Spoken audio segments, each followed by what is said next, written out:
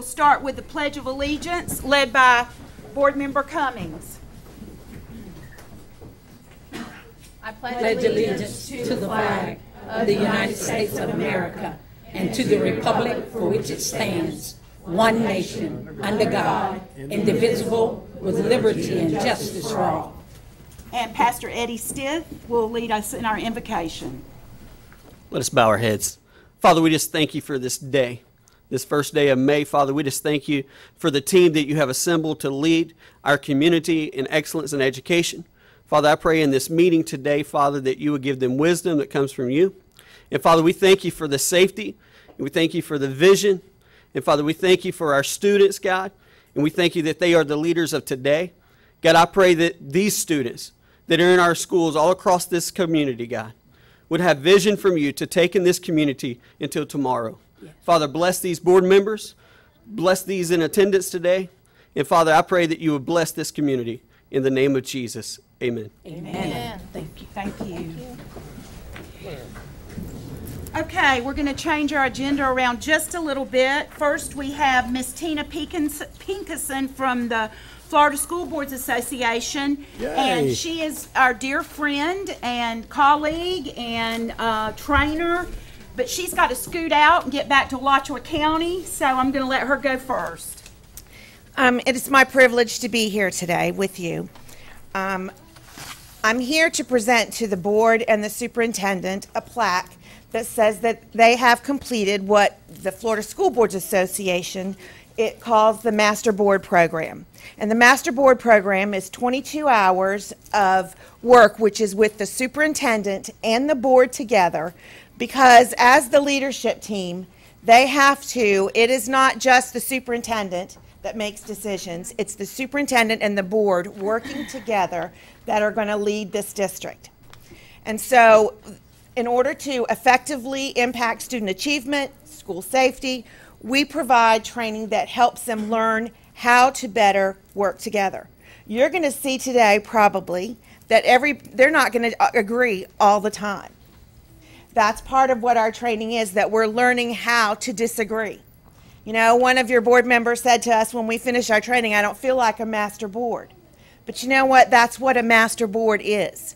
That's what a part of this is learning how to disagree and understand each other, where each other is coming from, and respect the differences there. Because there are 5 board members and 1 superintendent, that 5 is there because they can represent all of you that are sitting out here in the audience with all diverse and different opinions and backgrounds, etc. So it is with great pleasure that I do present to this board and to your superintendent this plaque, which says that you are one of only 27 master boards in the state of Florida. Do we have the whole board? All board members?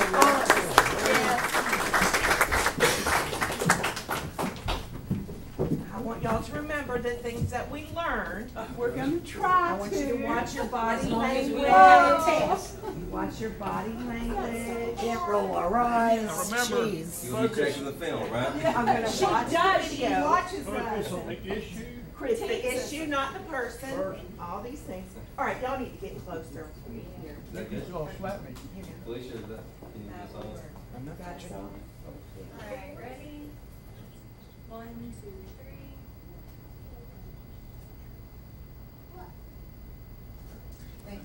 Thank you, Tina, for coming all the way up here. Thank you. Good luck. I will. I appreciate y'all. Stand great. Where should I? You dress up really nice, Mr. Bob. Yes. Where in our office? No, I'm going to give it to Sheeran. in the middle of the wall, right? We would like this hung up here. Centered. I don't have a hammer and nail right now. Well, I didn't mean right this minute. Hey, I've gotten good with You're going to have to drive it in with data. David. She asked you to leave her alone. Data-driven nail, yeah. Now I would like to invite R.J. Larissa, our state attorney, to come to the podium, please. Yay. He's going to make Crime Stopper Poster Award presentations. And Sheriff Gator Deloach. Thank you so much. It's such a pleasure to be here today. And, you know, the state attorney's office, we're not always the favorite place for, or favorite people to talk to, or the favorite place to go for folks. I can tell you that from experience. But today we get to pass out some money and some recognition for some students who have done exceptional artwork in the Crime Stoppers annual contest. I think this is the 15th, 17th year that we've been doing this. And, you know, it's such a wonderful thing to see what these kids, you know, got a window into what these kids are thinking. And Lord knows in today's world, with all the things that we have to deal with and all the things that you have to deal with, it's nice to see these kids express themselves creatively. The name of the theme for this contest is Make Your School, Your World a Better Place. And I want to thank the superintendent and the school board and all the teachers, principals, everybody who made this happen. Y'all are just so you're so helpful and accommodating in helping us put this on every year, and I personally want to thank you for that. And I also want to point out our media department actually worked to do a promotional video with all three of us, and so again, that was just a team effort. And I got to tell you, the sheriff and the superintendent were quite a hit on that video, I'll tell you. We're going to start with elementary school. What we're going to do is ask all of you we're going to announce the third place, second place, and first place winners, and what school you came from. So when we announce your name, if you'd come up and receive your check, third place $25, second place $50, first place a whopping $100. And do you want to get pictures as well? Do you want to do them by class, or do you want to do them all at once? However you want to do it, we can have them stay up here. And all right, we have them stay up. We'll just ask you to stay. Okay, so we start with our third place winner, elementary school. That goes to Margaret Miner from Ockwell Elementary. Margaret, are you here? I think that might be the only one that wasn't here today, but if we'll have somebody accept it for maybe from the school. Felicia, will you take it? Maybe Miss France could come up and take it. Okay, Felicia will be fine. All righty. Thank you. And if you'd show that poster, would you mind just showing the poster to the board and to the folks in the audience? Now, these are elementary school posters too, by the way.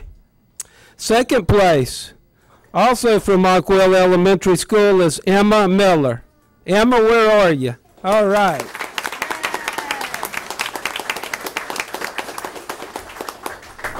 Congratulations. This is Emma's poster. Oh, it's wonderful. Wow. Uh-huh. Great job, Emma. good job, Emma. She's having a girl. And first place in elementary school at Browning Pierce Elementary is Andrew Jacob. Andrew, where you at?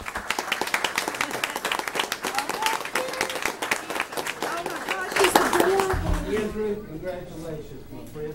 This is Andrew's poster. Wow. Yeah. That is That's awesome, Andrew. Andrew, what grade are you in? He's amazing. What grade is Andrew in? Fifth grade. Awesome. You need to Okay. keep taking art class. Yeah, Miss Sara back there. She'd be proud. Yeah, she taught him everything. Somebody actually Sarah Hayes. Yeah, yeah. She's so sweet.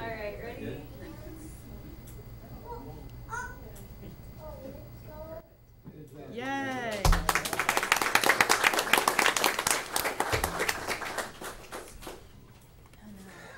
Okay, now we're moving on to middle school. Third place from Putnam Academy of Arts and Sciences Charter School, Hannah Sheeran. Hannah, where are you?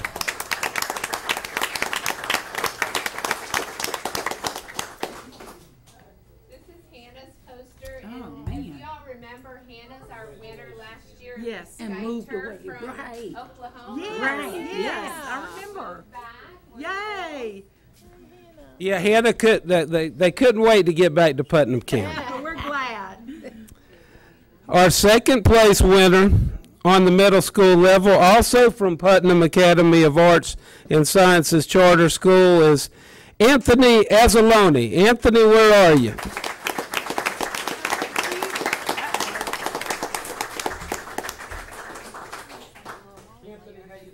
Anthony's poster. Oh, that's great. Well, here's your check, brother. He only needs one hand to spend that. That's right. You don't need two hands for spending money. My kids can do. Okay, and first place, also from Putnam Academy of Arts and Sciences Charter School, is Sara Magalones. Sara?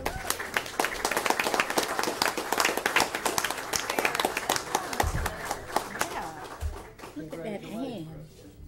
I think she's got your check right over there. I do. I wasn't even. She's holding on to that thing. Yeah. Okay, we're going to get another picture. All right. God, those are so. Yeah, let's get a little closer. I'm so glad to see her. Did Aaron? He was supposed to call her to talk to lunch today.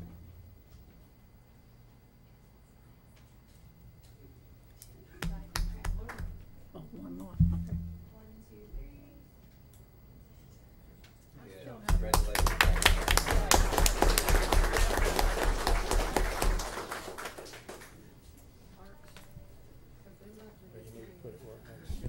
Okay, so now we're going to the high school. And we'll start with Crescent City High, $25. And boy, I got to tell you, I don't think I'm going to get this name right, but I'm going to try. It's Thamon Warren Depachancha. That's about it. I know it's terrible. I'm sorry. Was he even close? No. She said no.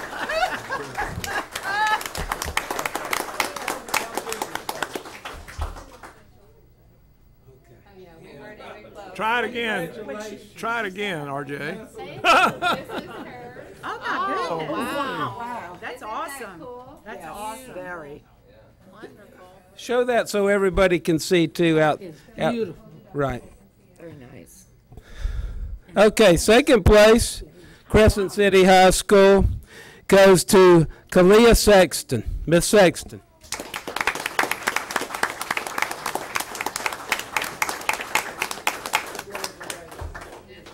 Man. That is good. That's beautiful. We had some really great. Yeah. Did you see that? The chain link. Yeah. It's awesome. Is it paint? I couldn't draw flies. They're good. And our first place winner on the high school level from Crescent City High School is Courtney Truitt. Courtney, where are you?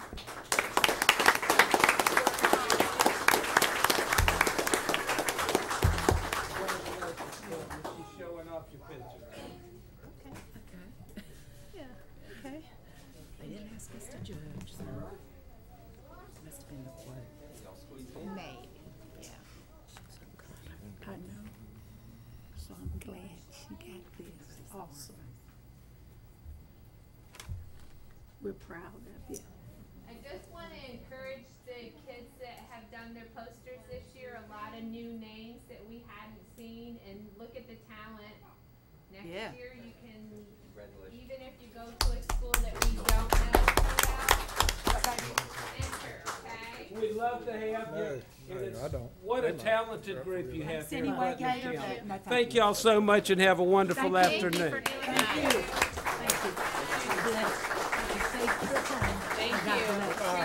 Okay? Thank you. The next presentation will be made by our wonderful Director of Communications, Felicia Cahan. And I'm not sure if that's her title, but that's what I call She's her. our public information officer. Hey, and- well, okay. And while she's coming up, I asked Felicia to prepare a presentation in coordination with our media department, and you'll see she's kind of has a lot of different tools that she'll be presenting that we use to communicate. But again, our district is trying to reach out to our stakeholders and show all the good things that are going on. So that's the essence of what Felicia's going to present today. So thank you, Felicia. If you want to wait just a second until they all get out.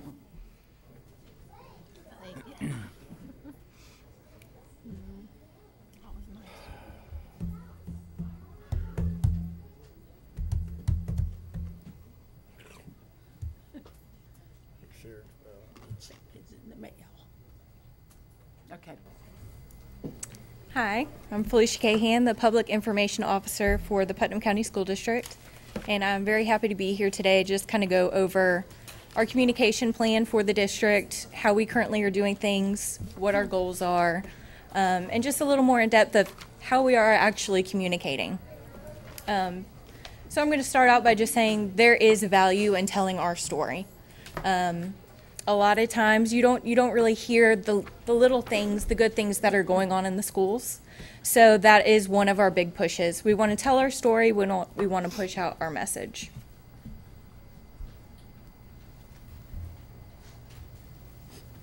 So Rick Cernsey, our superintendent, came to you earlier in the school year with the State of the District presentation. This slide is actually coming off of that because one of our goals as a district was to increase communication. There's a huge push for that on the state level. So I wanted to go into, we said that was something we were going to do, and this is how we are actually accomplishing that.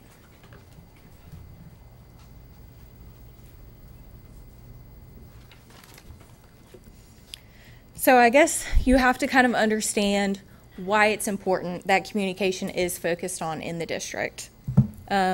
We do represent probably the largest portion of monies that taxpayers pay. So it is important that we are able to communicate open and honestly with our citizens in the county and just let them know, what are we doing? What is going on? We want to be as open and transparent as possible, and this is a huge case for why we need to strive to make sure we're communicating as well as we can. It's also important to know that every citizen has a connection with the school. They may not have a child in the school, but somehow they have developed a perception of our school based on something they've seen, something they've heard from someone. So the more we can push out our message, the more we can combat any bad. We can help people really understand what's going on, and that's only going to encourage a better perception for our school district. There's also been a huge boom in social media over the past few years. Facebook has taken off like wildfire. We have Twitter, we have YouTube. I swear every day there's a new form of social media popping up. So we have to make sure that we are present on all of those and that we're using those tools to the best of our abilities, because if we're not on there talking about our district, somebody else is going to be. And like I said at the beginning, we tell our story better than anybody else. The appearance of our communication tools is also important. So if you go onto our Facebook page, people want to make sure, hey, there is stuff going on. They are posting current stories. If you go on our website, you can find our content easy. So just having a good appearance of our communication, staying on top of that, really utilizing our media and IT department to make sure those things run well, run smooth, look nice. That's a huge push for communications, as well as the content itself. If you click on a link and it goes nowhere, it's probably going to make people angry, encourages a bad perception for our school district. And then people also look to us during a crisis because we are one of the bigger entities in the community. When something happens, they're going to look to us to see what's going on, how are people handling this. A great example of that was the hurricanes. And I do have some data later on in this presentation that kind of just backs up how people did turn to us during that crisis and why it's important that we are a big promoter of communications in the district. And I'll just also note that the emotional commitment to people, especially towards the school district, is the highest because we are responsible for their children. So any perception that we can put out is going to be, earth-shattering, especially when you're talking about someone's son or daughter or grandson. So now that we've kind of established why we need to focus on communications, it's important to understand who that audience is. So we do have two audiences. We have our internal and our external. Internally, that would be our students, our staff, and our school board. Externally, you have your parents, community members, business leaders, government agencies, our neighboring school districts, the media, any other stakeholders. And it's important to recognize who those people are so that we know not only why we're communicating, but we kind of want to desire behavior from those audiences in return. So internally, we want our staff and our students and our school board to take pride in our district. We want everyone to be involved in community projects or committees, especially with our mission that we will inspire every student to think, to learn, to achieve, to care, and to become a successful and responsible citizen. We want our internal members to know that, promote it, and exhibit it in all areas.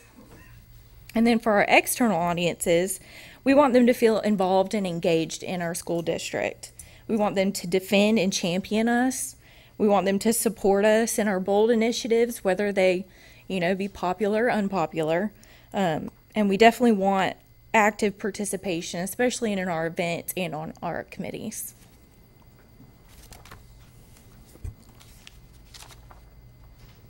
So now that we've established who our audience is, we've established why communications is so important, there's a few different ways that we actually do push out communications in our district.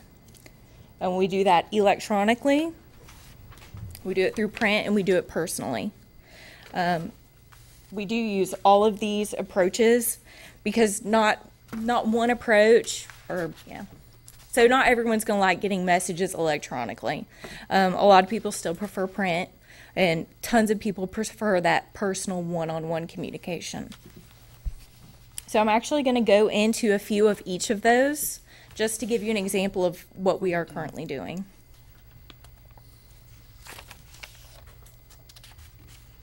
So electronically, we do use our website to push out communication. We have Facebook and Twitter. We use YouTube. We do school messenger, and that actually is sent out to all parents if something were to happen via text, email, or phone. And we also send out the Around the District, which is a bi-weekly newsletter, and it highlights the important things that are going on in the school district. Schools can submit stories, let us know what's going on, and we share that internally to kind of get other people excited, like, oh, look what they're doing at Browning Pierce. We could do that at Mosley. And it's amazing what all of our schools are doing, and it's nice to be able to congratulate them and share that success throughout the district. Now, I said earlier I was going to show an example of Facebook and how people do turn to us, especially in a time of crisis. So here are some examples. Sorry, I'm going to have to step away and click on the laptop.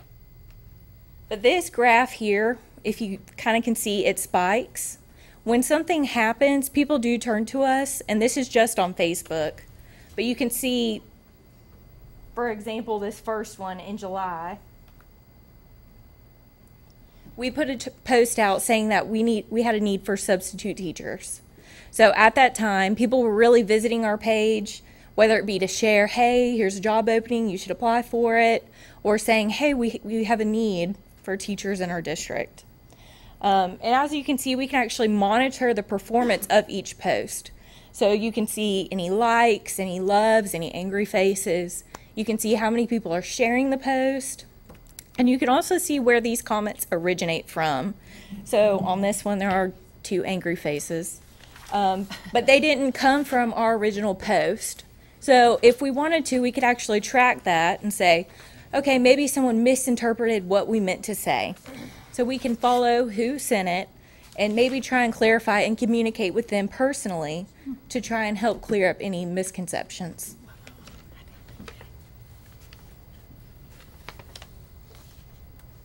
Probably this biggest spike that you can see is in September, and if you remember, that's when we had our hurricanes. When are they coming to school? So we had a few posts during that time that really brought a lot of people coming to our Facebook to get information. And I know Superintendent Rick Snurtsy did a great job of pushing out videos and keeping everyone informed of what was going on in the schools. So we had a large foot traffic on Facebook. And you can just see as the hurricanes progressed, our numbers grew more and more. So that first post, I don't think you could see it, but we had about 6,000 people interacting with that post on Facebook. This second one, we have about 9,000 people interacting. And this last one, we have about 26,000 people that have interacted with that post on Facebook. So as the hurricane grew or the crisis grew stronger, the demand for people expecting communications from us also grew.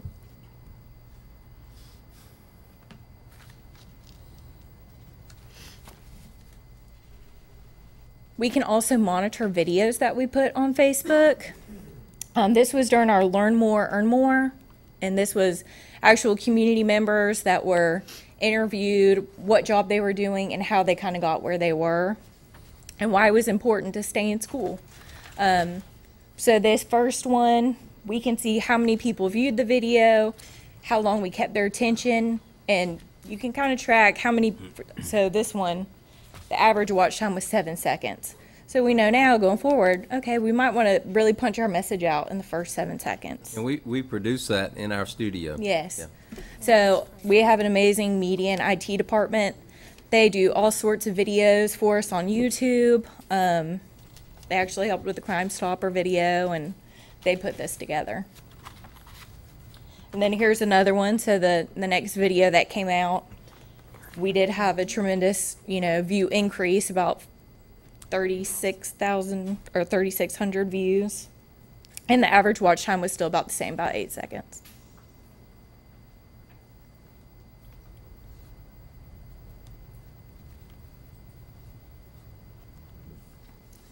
And I'll go into some of our print communication channels.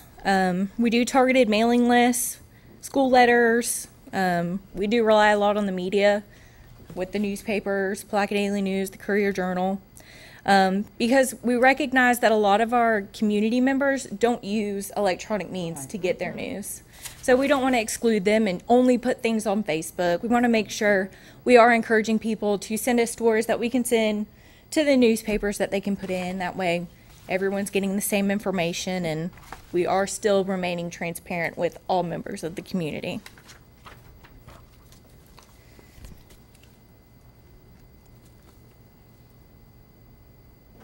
Then we also have that personal communication aspect. So we do have the Superintendent Advisory Council meetings. We do informational forums at each school. We do yearly student and employee award programs. And Superintendent has his radio interviews that he does. We also have area directors that we actually send around to all of the schools that help put that face to the district. And they are able to assist with answering questions that community members might have, and just relaying that information back and forth, really opening that two-way communication channel.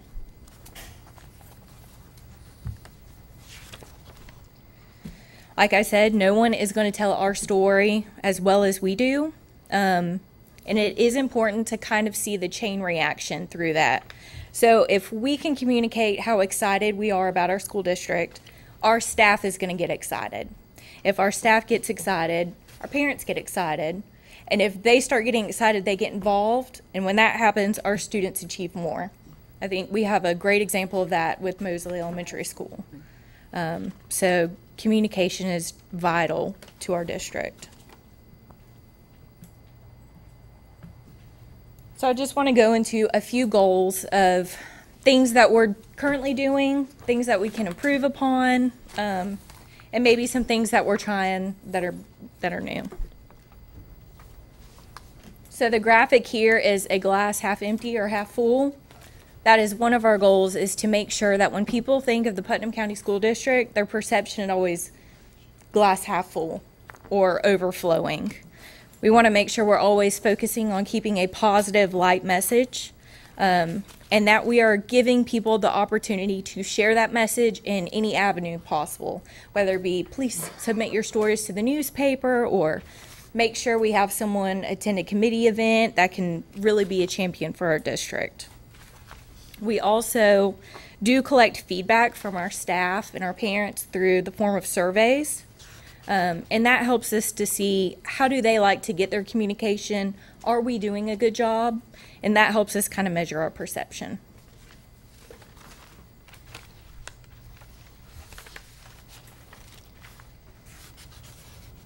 And we also want to make sure we are using all of our communication channels that I listed earlier, our print, our electronic, our personal channels, to make sure that we are getting the message across that we need to the right people who need each specific channel.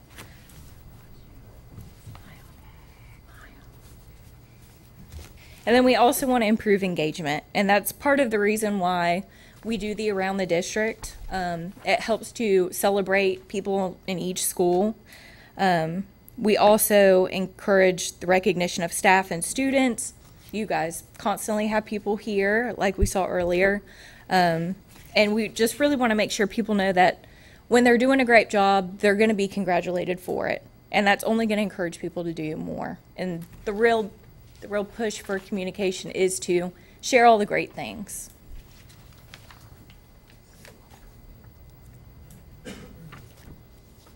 And then we also want to proactively engage the media and encourage our staff to participate.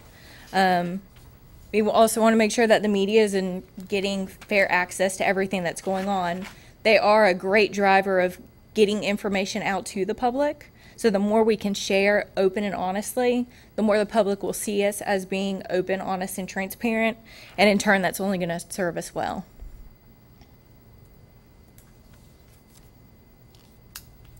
And then last but not least, we want to really work on our brand. We have a great logo. We do have things like letterhead and things like that that help to unify our school district when we're pushing out our message.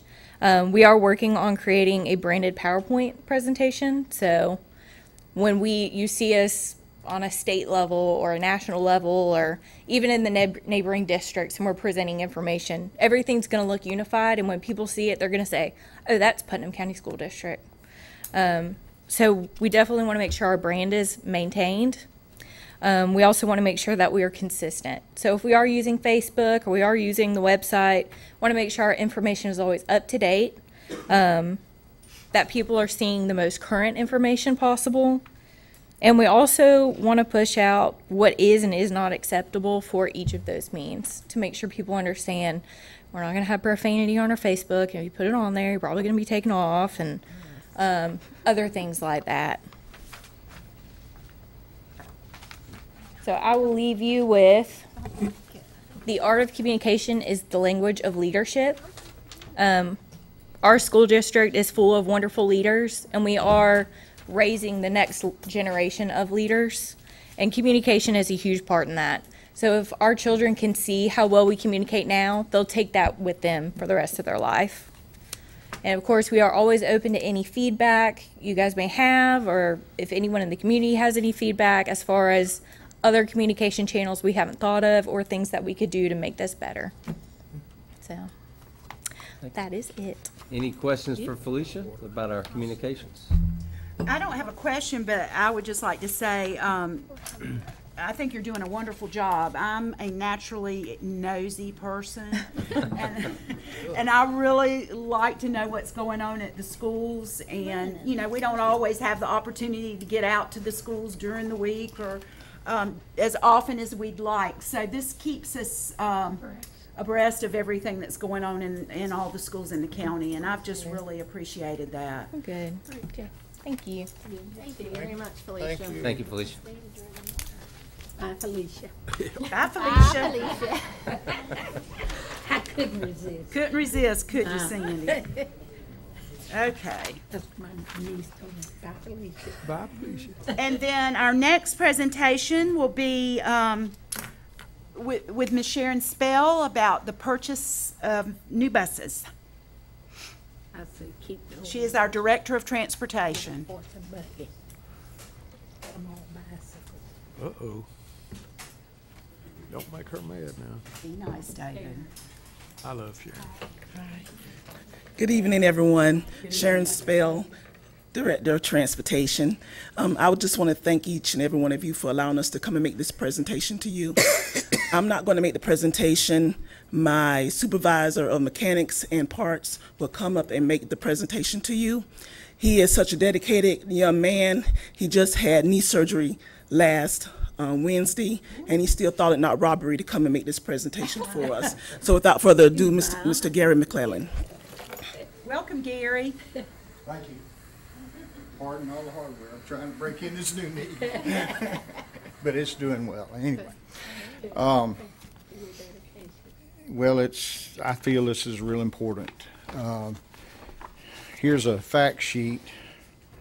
Y'all can pass out. You know, we currently have 120 buses in our fleet. Last year we ran like 95 routes. Well, with the school time change and I don't know whatever else, we're down to 85 routes now. By switching the time for elementary school, other districts have cut routes, so I suppose that's a big thing.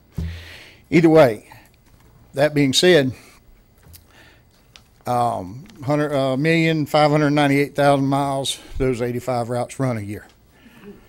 Average age of our fleet, these figures were based on last school year, the 16-17 school year.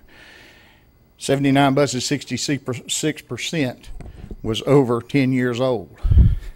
Well, now it's 18, you can add another 12 to that, so 75% of our fleet is over 10 years old. Cost per mile on a 10-year and older bus ran last school year was 56 cents a mile more than what a 10-year or newer bus would cost. Just that 79 translated to $793,000. I know that's an exorbitant figure. Well, it's two reasons. One, half of it's fuel, but the other one is it includes a $60 an hour labor charge that we charge when we work on a bus just for cost figures. That's $396,000 more. In other words, 3/4 of our maintenance budget last year was on these old buses. Okay. They understand this year our plan is what Ms. Bell and Mr. Bowling and I have talked about. We had finance buses in 2013 for 5 years. Well, that was great then, and here, well, I'll get on to that.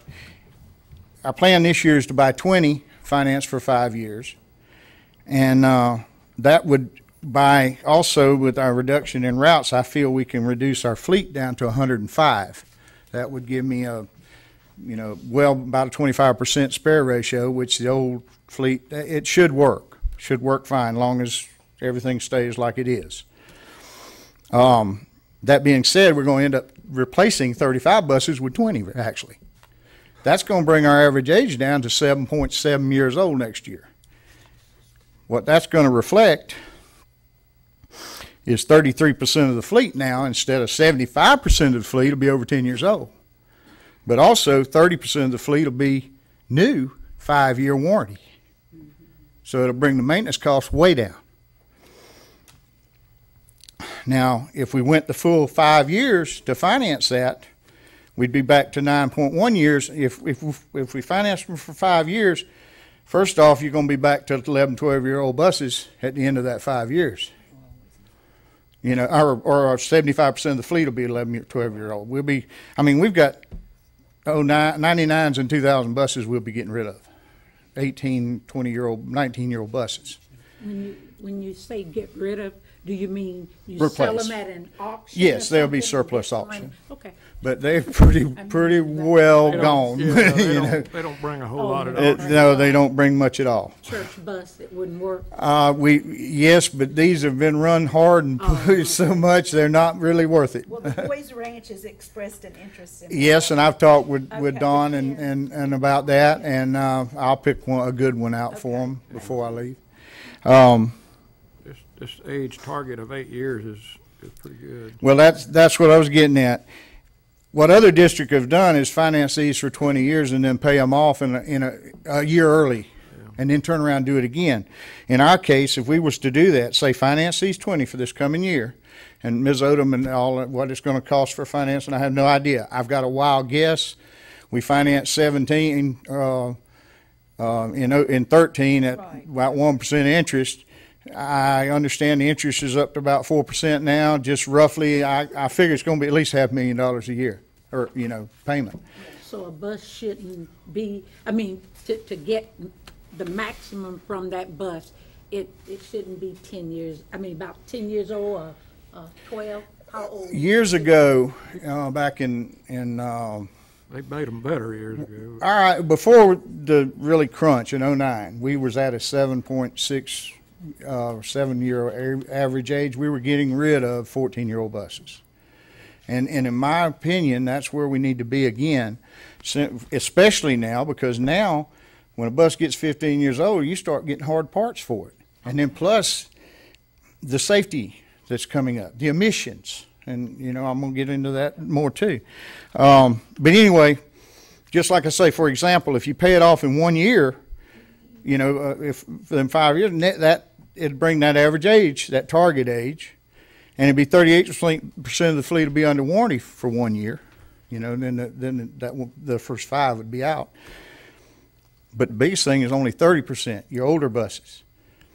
But the problem with that is if you keep going, if you don't pay the financing off quick or buy extra buses while you're doing all this, and it's all money, you're not getting anywhere. Somehow we've got to find the way, or you, the board, and everything, in my opinion, is to get to that point where we can replace enough buses, get to that average age, and then you're replacing 5 or 6 buses a year. Average bus hadn't gone up since 17. The bus hadn't went up $600. Well, it beats taking a wrecker out and picking up a bus and getting kids loaded up and go home. We just bought a wrecker the last few years, and that was because the one we had couldn't get parts for. And yes, we've used the fool out of that new one. Unfortunately. And y'all know what Interlaken and the county roads are. These buses take a real beating. They take a beating and it just Ms. Gilliard was asking about replacing buses. There was a letter, I didn't bring it, but it was written back in the late 90s. Marilyn Farmer, the director of Citrus County, I believe, wrote a letter asking that same question, what should you replace a bus? To Bill Schroyer at the time was a specialist at DOE. And his response to that letter was the buses then were built on a 12-year-old life cycle, is what they were built for, to hold the cost down enough to make them affordable, but yet last 12 years.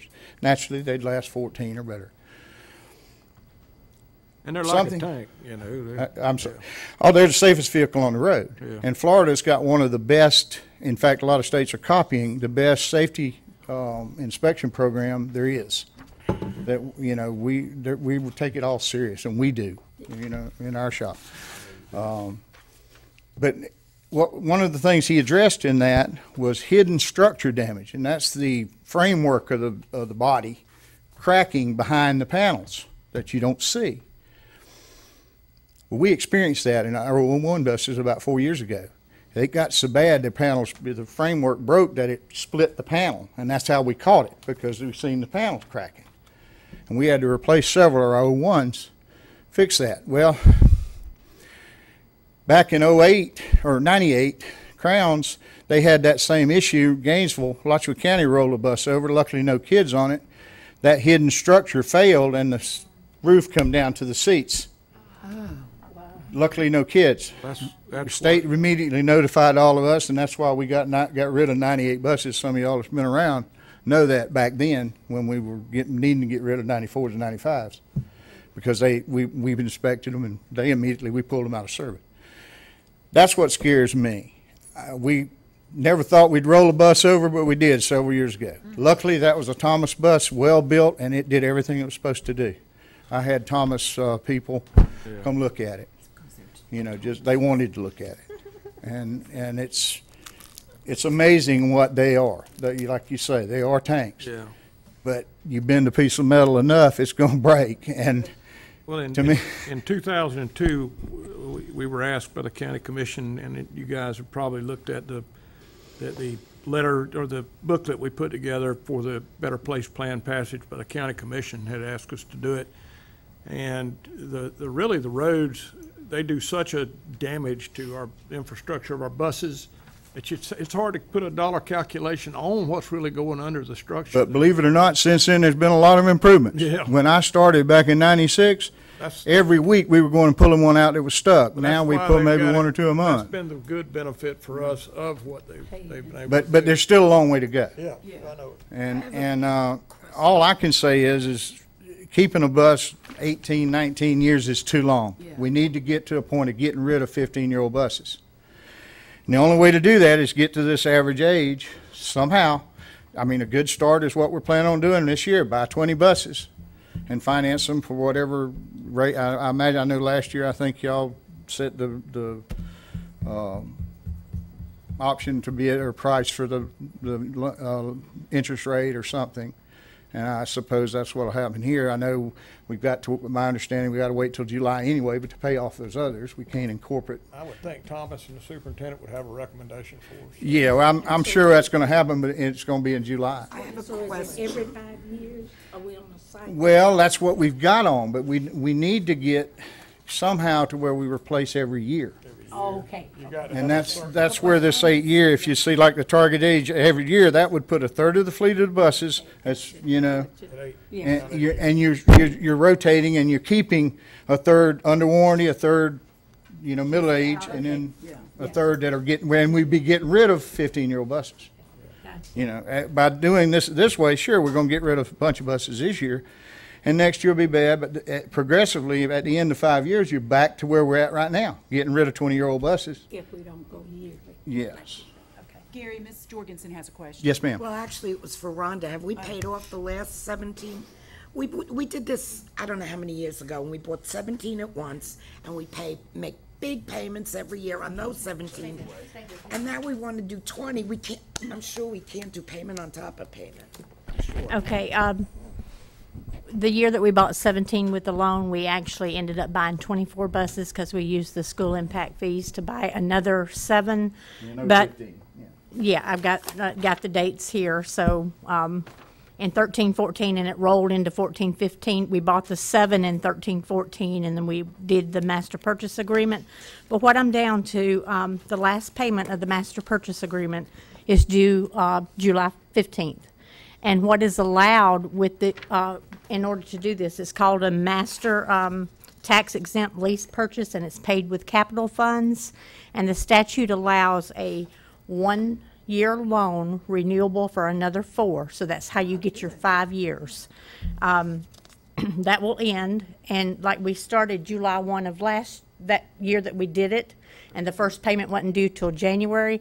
That's why this go round we could do it in July. That's when we can issue the purchase order. We can do the preliminary work beforehand.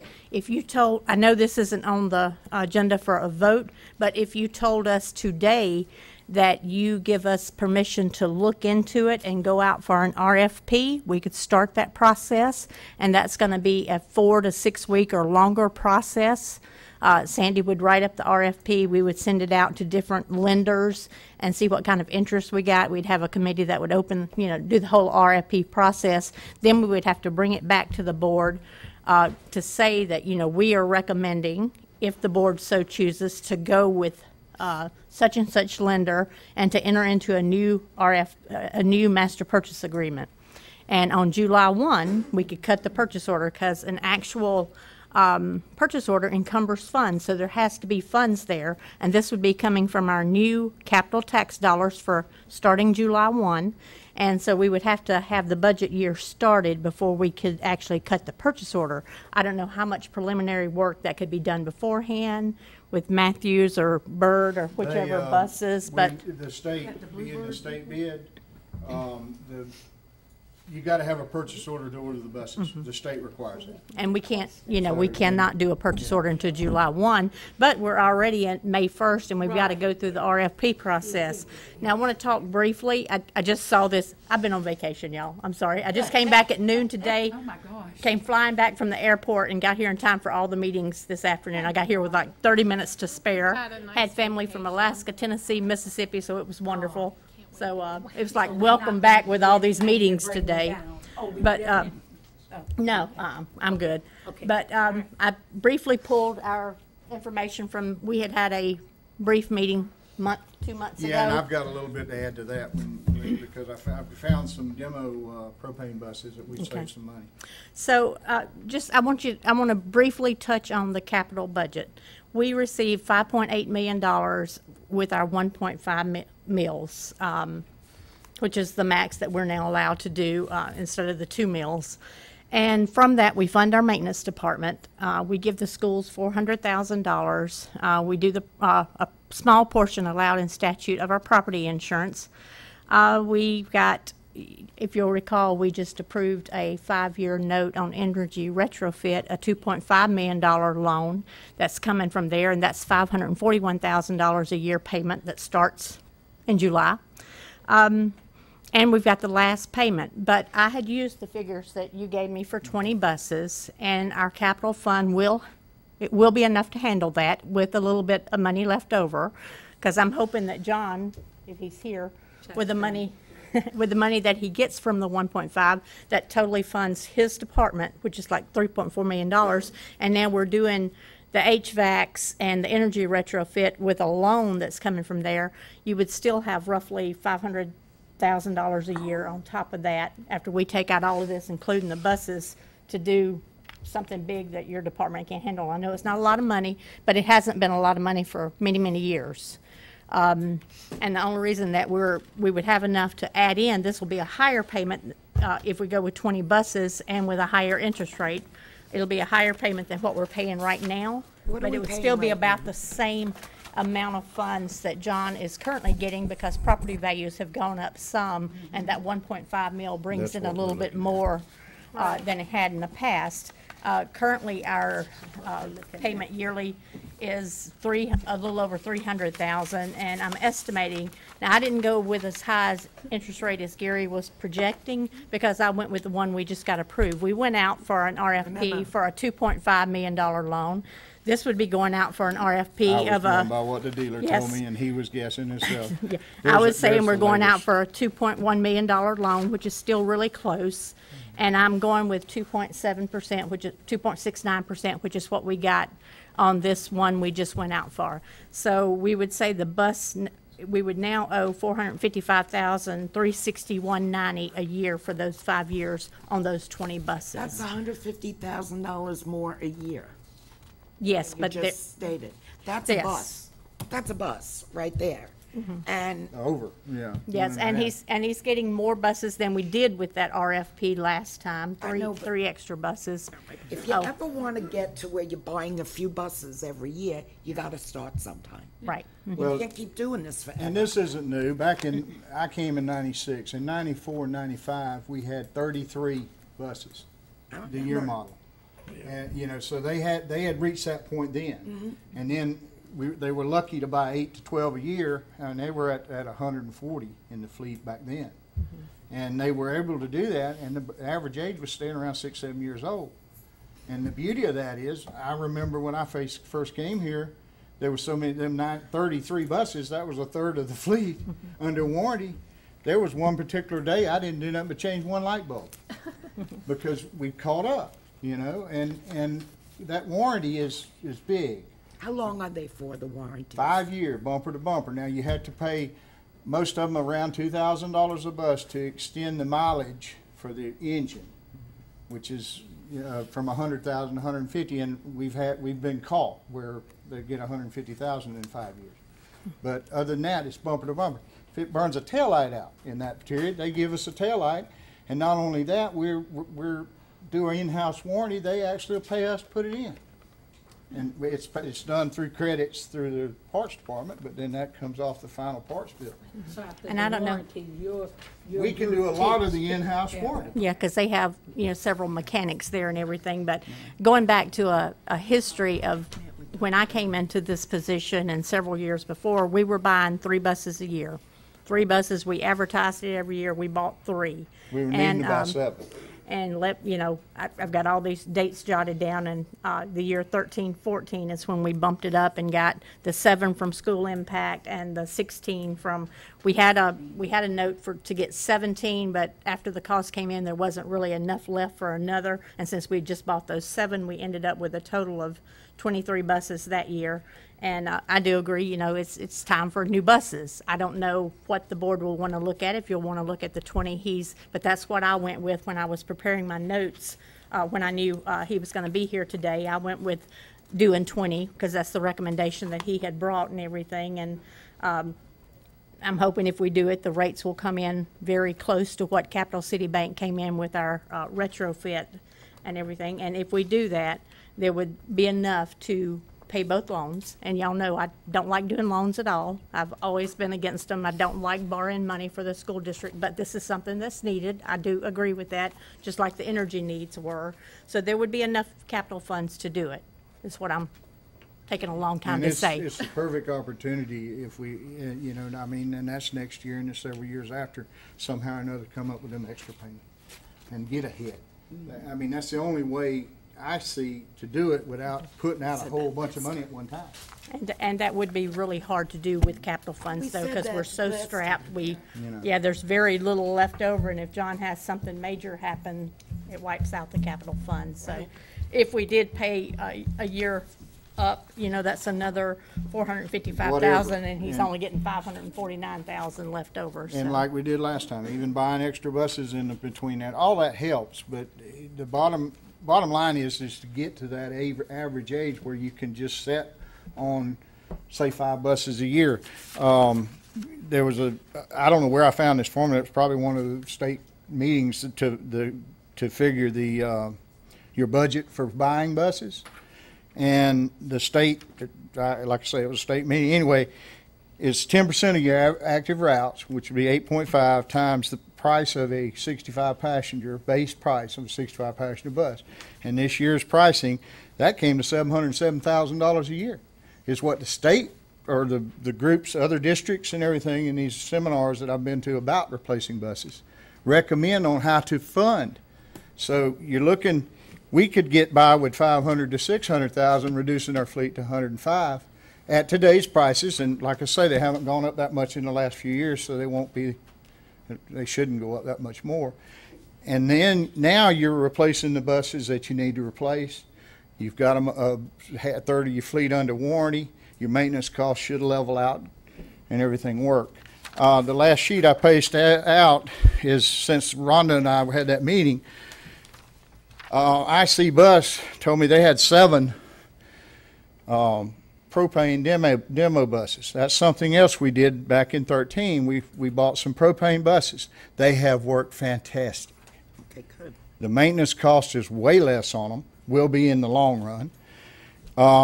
Fuel mileage isn't quite as good, but if we put them at the longer routes, which this year I plan on putting them in Crescent City, the routes that run from Crescent City to Interlaken and the ones that run from Crescent City to QI.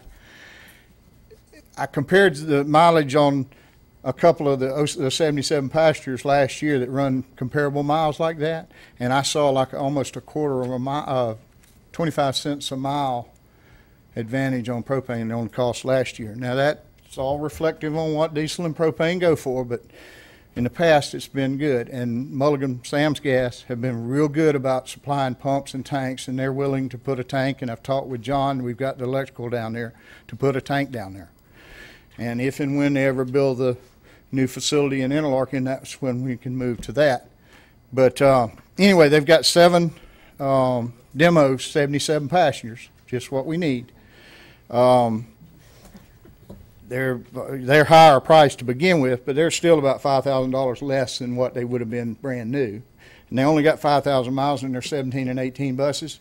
And the beauty of their demos, so they'll be brand new, they'll have the full 5-year warranty from the day we put them in service. And the extra beauty of this is I can have those buses delivered probably within 30 days of having a PO. Gary, so, let me ask the chairman a question. Do you need us to just direct the superintendent to explore what Gary's talking about, get the cost comparatives, and put out an RFP first, or bring back the information to put out an RFP? Charlie, what would you suggest? It's not listed as an action item on the agenda right now. It's just a presentation. So ultimately, it would come back as an action item on the next agenda based on Wanda's. But to cut the RFP, Yeah, to go ahead and. Yeah, get do the vote that out. now.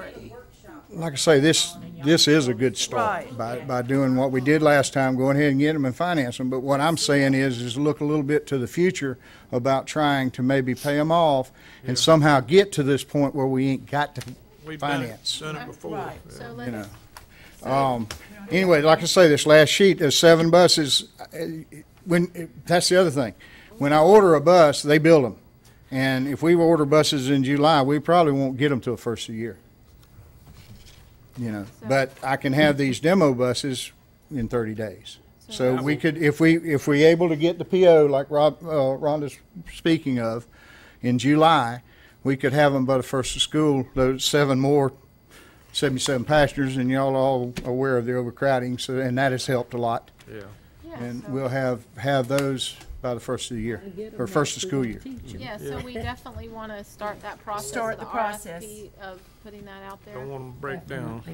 And I'll have everything ready to send to the state to order them when I get the PO. Yeah, I appreciate that. Thanks for all your time and looking into this. And also, something you might notice, 20 mobile radios.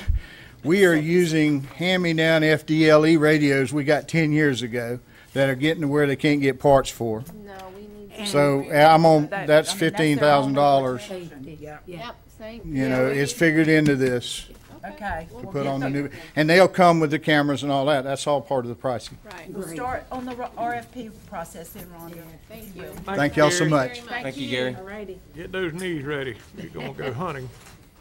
Well, thank you all. Okay, it's time in our agenda for our public comment. We have 3, and the first, Jared Dollar, would you please come up? He'd like to speak concerning school safety.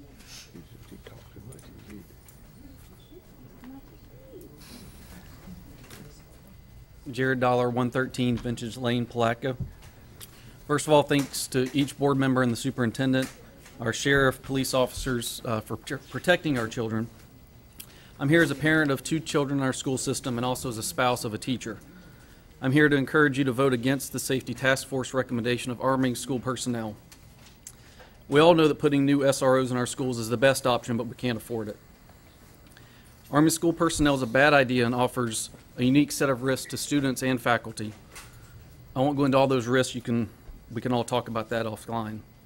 It's my belief we should use, for right now, off-duty sheriff's officers and police officers until we're able to afford the school resource officers.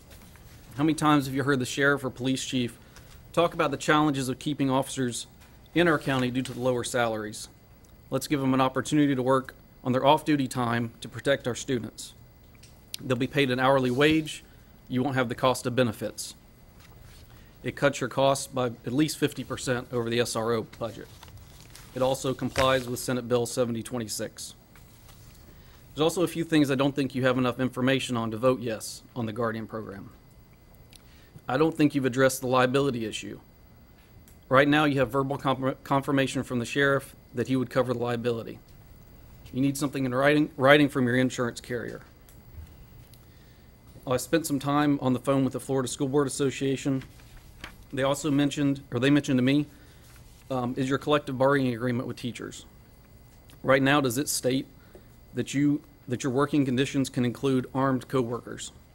If it doesn't, and you vote yes to the Guardian program, you may not have teachers. There's also no set deadline for implementation and no penalty for full implementation if it's not done by the next school year. I ask that you not rush into this decision today. Send it back to the task force, ask them to work on hardening our schools, keeping guns out of the schools, not putting them in there. I'd ask you to also look at the surrounding counties and what they're doing. St. Johns County has this on their agenda today. They had a workshop last week that lasted hours. The superintendent has asked for the board's direction, something that has not happened here. He also expects us to be on the agenda for months to come until they get a final answer. In Alachua County, the school board voted 5-0 to reaffirm its existing school board policy, which prohibits anyone carrying firearms on school board property unless they're law enforcement. Lastly, Section 5772 of your own administrative code in this county for the school district specifically prohibits students, staff, and visitors from possessing weapons. Unless these and other questions are answered, you'll not be doing your job if you vote yes today. Thank you. Thank you, Jared. Thank you, Jared. Next, we have Reverend Eddie Stith from the Central Putnam Ministerial Association. Thank you. As the school year is ending, last year, for the first time, Central Putnam Ministerial Association gave a scholarship out to one of our graduating seniors here in this community. And this year we are carrying on that, but we are giving 2 scholarships out on May 20th at our annual baccalaureate service coming up. And I just want to personally invite each one of you, board members, superintendent, and faculty and staff of the county school system to come out and support the students that are going to be there. It's going to be a great time, as last year was, and I thank you, each and every one of you who attended last year. And we just wanted to send an invitation to you to join us that Sunday evening at 5 p.m. Thank you. Thank you. I'll be there.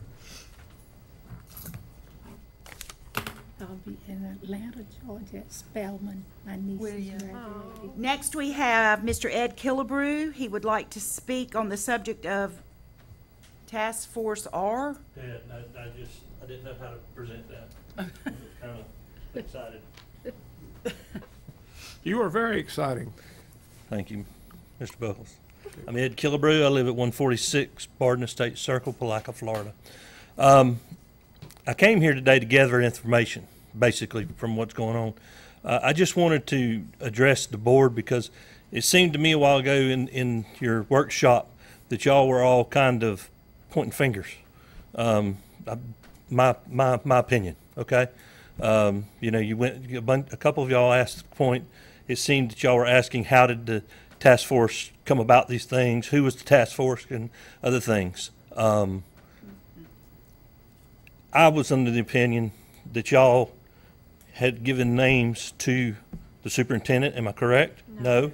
It was they were originally appointed before we were able to give names, and then we gave some names. Okay, all right. I think every board member did get to have someone placed on it. I may be wrong, but okay.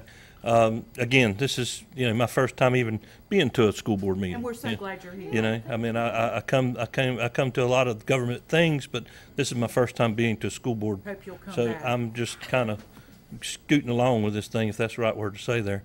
And but I'm of the opinion that if you did something with the administration with a gun being set into the school boards, I don't know if that's part of that recommendation that was made. But if you, some have even said, put a safe somewhere with a key that you designate people, administrators or teachers that have been guided by the sheriff and the sheriff's department to bring safety to our children. I thought I was done with this a long time ago. Well, a couple of years ago, my youngest graduated, and my oldest is in the school system now as a teacher. But I have 3 grandchildren. I have a 9-year-old grandson, a 6-year-old grandson, and I have a 2-year-old granddaughter that's actually being kept with at the school system buildings. So I have a vested interest. I was reading the communication thing that you had put up a while ago, Mr. Cersei, and that's one of the things that struck my heart was you got to the point that everybody has a point a point of contact with this thing. So I would just let's not kick the can along the road, okay? I know several of y'all up for re-election this year, and I don't want to see it pushed past an election just because it's an election. No, I'm just making a statement, okay? I don't want to see it pushed past an election just because it's an election year. And I believe this is something that, not a knee-jerk thing that needs to be happening, but I think it needs to happen soon. I'm not mistaken. The legislation said that y'all have to have it done by August 1st. Is that correct? No? That's a recommendation. It's a recommendation. Okay. There's no All right. So, like I said, I came up here this afternoon really unprepared. Mine was a knee-jerk thing to the board, but it was I just wanted to get those things straightened out in my mind, what was going on. who made those recommendations and where they were presented and who put them on the board. And, you know, I just want to say I appreciate Mike's, what he did and what that committee stepped out and did. So. We do too. Thank you. Thank you. Thank you, Ed. Thank you, Ed. I hope you'll come back. Okay, it's time for our consent agenda, and I will poll each of the board members to see if they have anything they would like to pull. Ms. Gilliard? I'm good. Thank you. Mr. Buckles? E6 and F4. E6. And F4. Ms. Cummings? Yes. Putnam And Academy Arts and F4. Science and F4.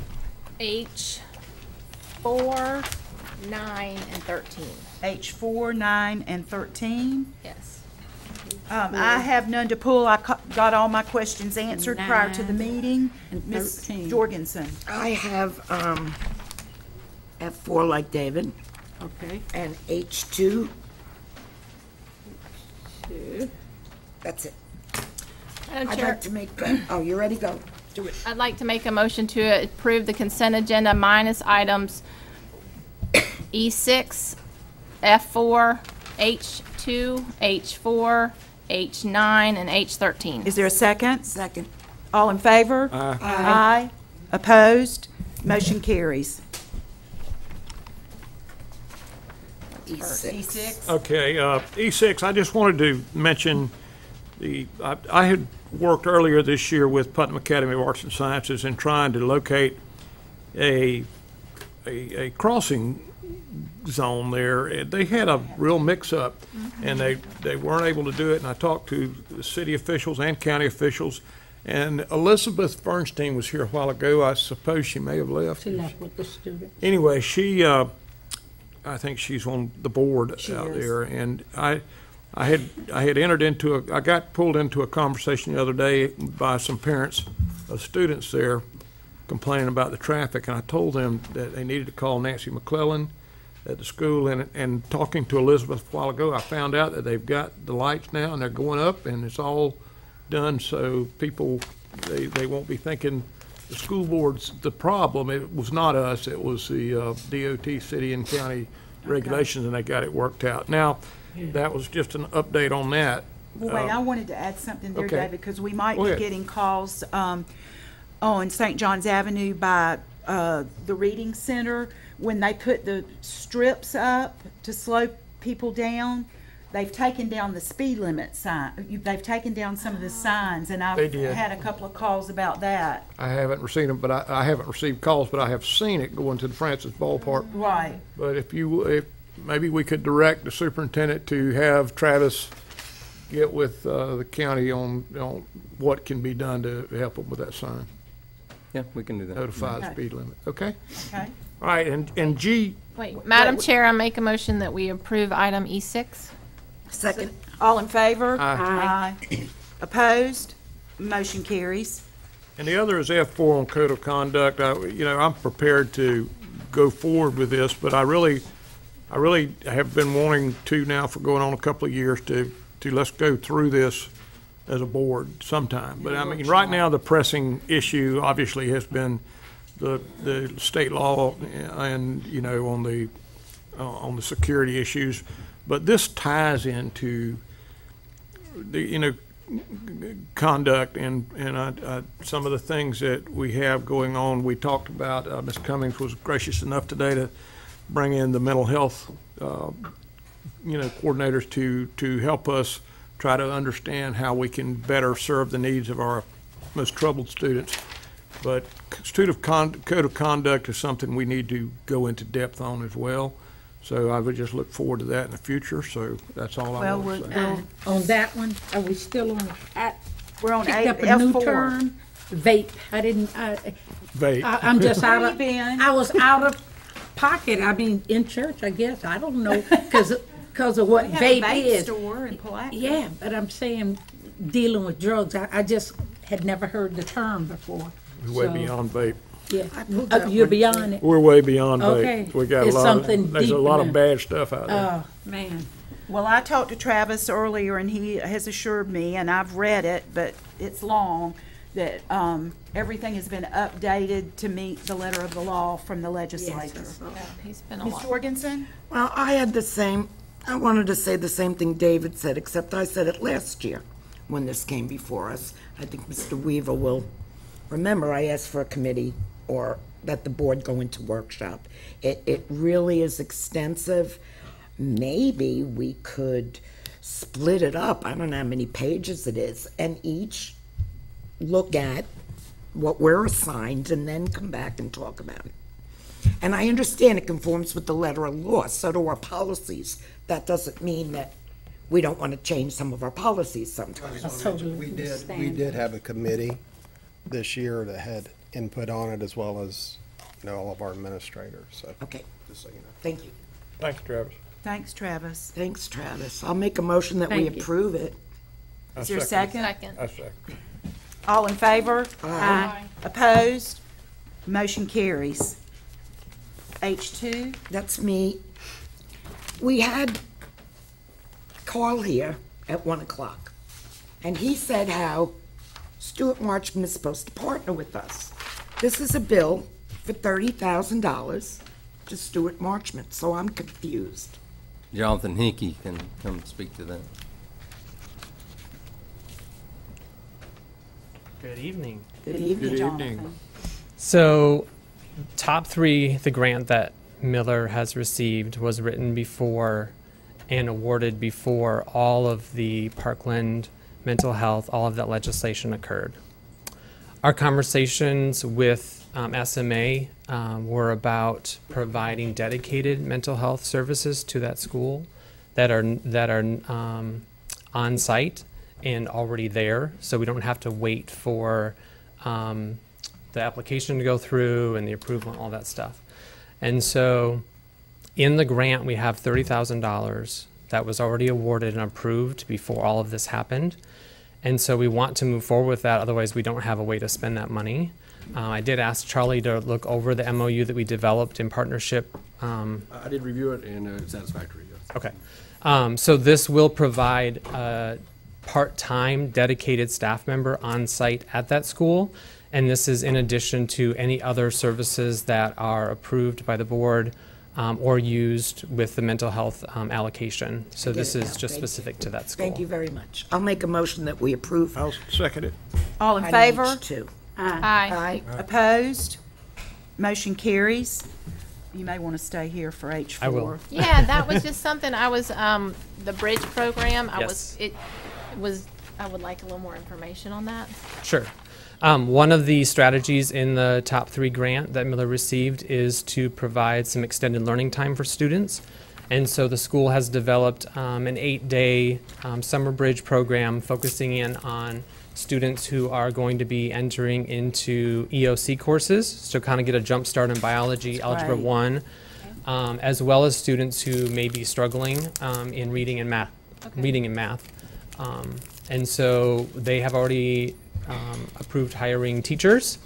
The pay was written into the grant to be somewhat to be somewhat rewarding for teachers to want to do it, so as kind of an incentive. So the $30 an hour came from how we wrote it into the grant as that. And the students are already selected. And the students are currently in the process of being selected within the next month. Okay. So is there a limit on how many students will be participating? Somewhat a limit because we only were able to hire 6 teachers. So we only funded 6 teachers in the grant for this summer and for next summer. It's for 2 summers. So to a certain extent, yes. And it's 8 days total for one group of children, not like more sessions than one session? Correct. The students who are invited summer will weeks. be able to attend both weeks. Okay. I know that we've talked about the union or in the salary and it's always like, oh, we're going to keep it consistent. So when it's like, oh, it's always $25 an hour with the you know, including the benefits. So, I mean, I understand the incentive, and I guess I just would hate for it to be, oh, well, now the rate's up, you know, like how to keep that consistent as far as well, Miller pays you $30 an hour, but if you go to Interlochen, you're going to get $20. You know what I mean? Like 25. And I really don't like the inconsistency. I know all of these always have grants that we have them. So I guess, is this going to be a new standard we're going to see as $30 an hour? We wrote it specific to this grant, and that is not the intent. So the SIG 3 money you use, like all of these, and that's why I brought up the next item, because the next item has professional development paid with SIG 3, and they're going to be the same thing, you know, they're getting $30. It didn't say. That's why I was a little confused, because you're using SIG $3, and this is okay to spend $30 an hour, but the SIG $3 for this is only, I guess it's just, I'm always concerned about consistency with that. So you're going to have different workshops at different hourly rates. We haven't in the past, though. It's always been the same. It's been a big discussion. I remember Rhonda and being is a big discussion we've had before. That's why I was it kind of gave me a red light. Yeah. So there's a difference between the hourly pay that we set for the summer bridge teaching and the stipends. Okay. So all the stipends on here are either $100 a day PD, which is the standard rate that we have across pretty much the state, is $100 a day for professional development.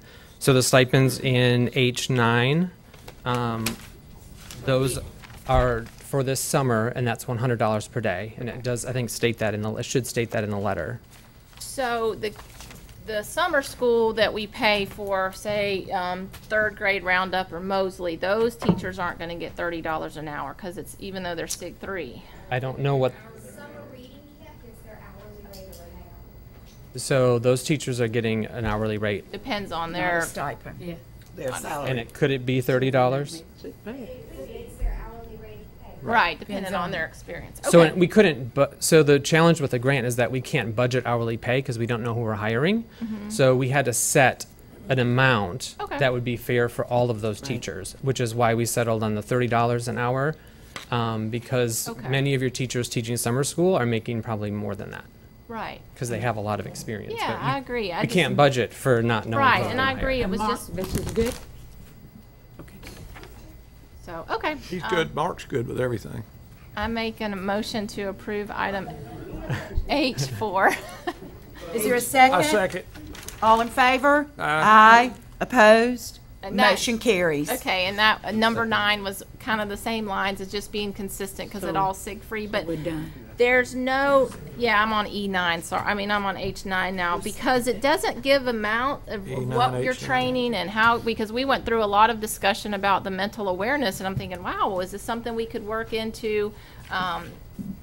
What the training is a very generic letter. It has nothing, no total, no what we're doing. We could be training you to be a clown. I mean, I was needing a little more information on that. So the letter was written to cover all of the schools that are having PD this summer out of their UNISIG funds. Okay. So if you remember, UNISIG funds were funds that the school principals got to decide how they spent.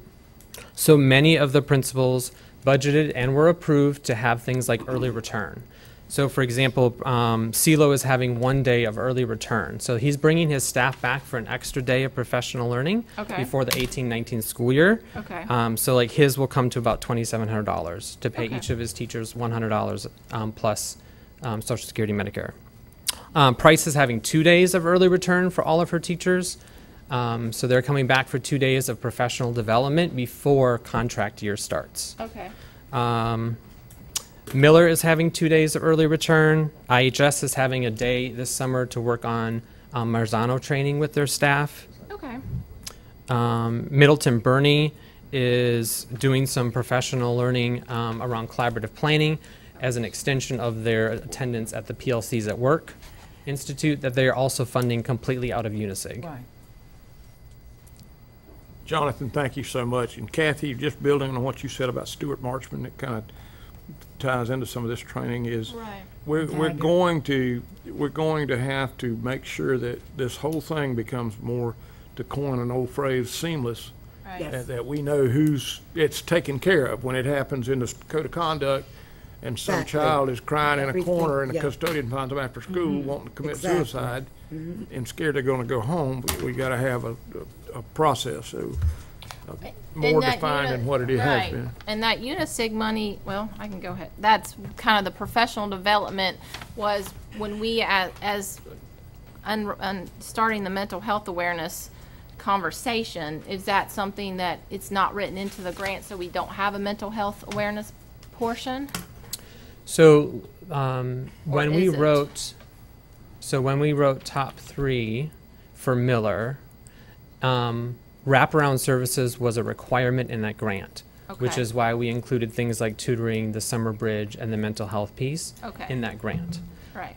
When principals wrote their UNICEF budgets, that was last September, October. Remember, only schools that got a D or F received UNICEF funds, and that those funds have to be spent within a year. So when they wrote that, again, we weren't having the mental health conversation. If they had wanted to write that in at the time, they probably could have as a wraparound service. But that was, again, not something that those schools that wrote that. As we go into And this, you work with the teachers, am I right? As they're deciding how, even though they make the decision, you work with them? Yes, in I doing supported that? all the principals in the development of their budgets, but the unique thing about UNICEF is that it can't be a district mandated or district-led grant. It's principals really get to Not that choose. you put input You can do early return or you can't do early return, or if you want to fund additional teachers. Many of our principals chose to fund additional teachers or a coach or intervention materials. Many of them gave their staff bonuses Right. for working in turnaround schools. Okay. So those were all decisions that principals made, though. So the mental health portion, would you say most of the 10 schools that did receive UNICEF have included that? They did not. None of them? Well, I know, well, that's the next item, but yeah, it says real quick, you will use, well, we'll get to that one. That's a whole mental, at one of the schools. I was just curious because we're very interested, the board has had a great workshop about discussion about that. So if they're worked in, it's like, okay, let's try to see what we can work together with to So try to. again, they developed these budgets last September. Right, before And Parkland. at that time, no school requested additional mental health services in their budget. Right. Okay, well, let me prove that, because the next one, it addresses that, but I'll make a motion to approve a H9. second. You got Sandy second. All in favor? Aye. Opposed? Motion carries. Okay, so sorry, to get to that point, because that's why I was trying to, we had Carl from SEDNet and all the services, so H13 says Yes. specifically, that is a mental awareness, that's all about mental health and discipline, and it says we will utilize UNICEF funds from the following account strips. So this is a training for responsibility centered discipline that was $7,000 for one day. Doesn't include books. So again, I just felt like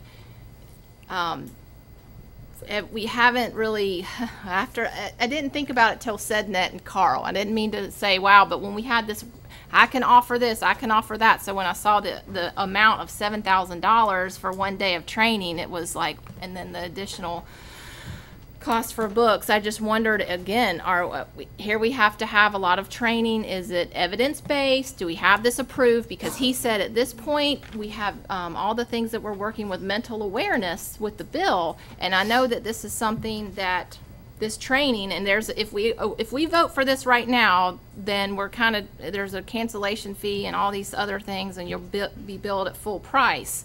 So I didn't know if that's something we could table until we. What are you saying, Is this Nikki? Daggett? Is this the one where Daggett is gonna provide it? No, ma'am. This wouldn't be Oh, Daggett. okay. But This isn't is, this one of the ones the he's still principals around? got to check? Yeah. Got to decide that they wanted to do? But he's saying that UNICEF didn't use mental awareness, but I'm just saying if this is something that we can, it's a lot of money, and if it's something that's not evidence-based, that we could start thinking about that moving forward with the required training for our school Right. personnel. That's all I'm saying is that. This is, okay, I just didn't understand. One? Yeah, I'm sorry. So I'm really concerned about moving forward with that exuberant She's wrapped into amount security of money with to what make you're doing. sure sure that, is it evidence-based? Will it, if we want it to, I understand, it's been it may be planned before Senate bill, but it's on our agenda now. So my point is, can we table this, double check it? We do have Safe Schools opportunity to reach out to that and look at that before we ask our employees to go to this training and pay $7,000 and then wait, you have to have an 8-hour training, the mental health awareness, and this doesn't cover it because it's not evidence-based. So the only thing I can say is that the principals went to a conference this past year and had the opportunity to interact with this presenter, and she had some of her staff with her. She requested to bring this presenter to her staff as a way to not necessarily approach the mental health aspects, but more around developing a supportive environment and helping her staff be a little bit more understanding of students at that school. And so again, this was more about discipline and trying to develop a different approach to discipline. It wasn't done out of the need to meet the requirements of mental health. It's staff development that was decided on by a principal. Is it just possible to table it till we get some feedback on it? That's all I was saying. If not, it's fine. I just felt like if we're asking, we've already said that according to the bill, we're going to have some type of training for our employees. And according to Carl, he has said this is a mental health awareness. What it is, it's got to be evidence-based. That's all we hear about. So if we vote on this now and then it's gone through and then we're going to ask that same staff to go to another training, and this sounds great, but if it's not going to suffice, I'm just like, why would you not consolidate and make sure that we're on the same page with? I think this is a different program, but it is a different. Carl is going to ask them to go. Carl is. I just want it tabled till we can. Well, one right now. And again, is this something Carl? Who knows? Can he do some of this training? Generally, when you make these decisions, Michelle, from the way it's done, Michelle didn't herself make it. She came back with the person that went with her, and evidently they saw a need for this for a price. The mental health they'll probably get later, but if that staff, the majority of them said, this is what we need to turn it around or to change so many referrals along with her dean.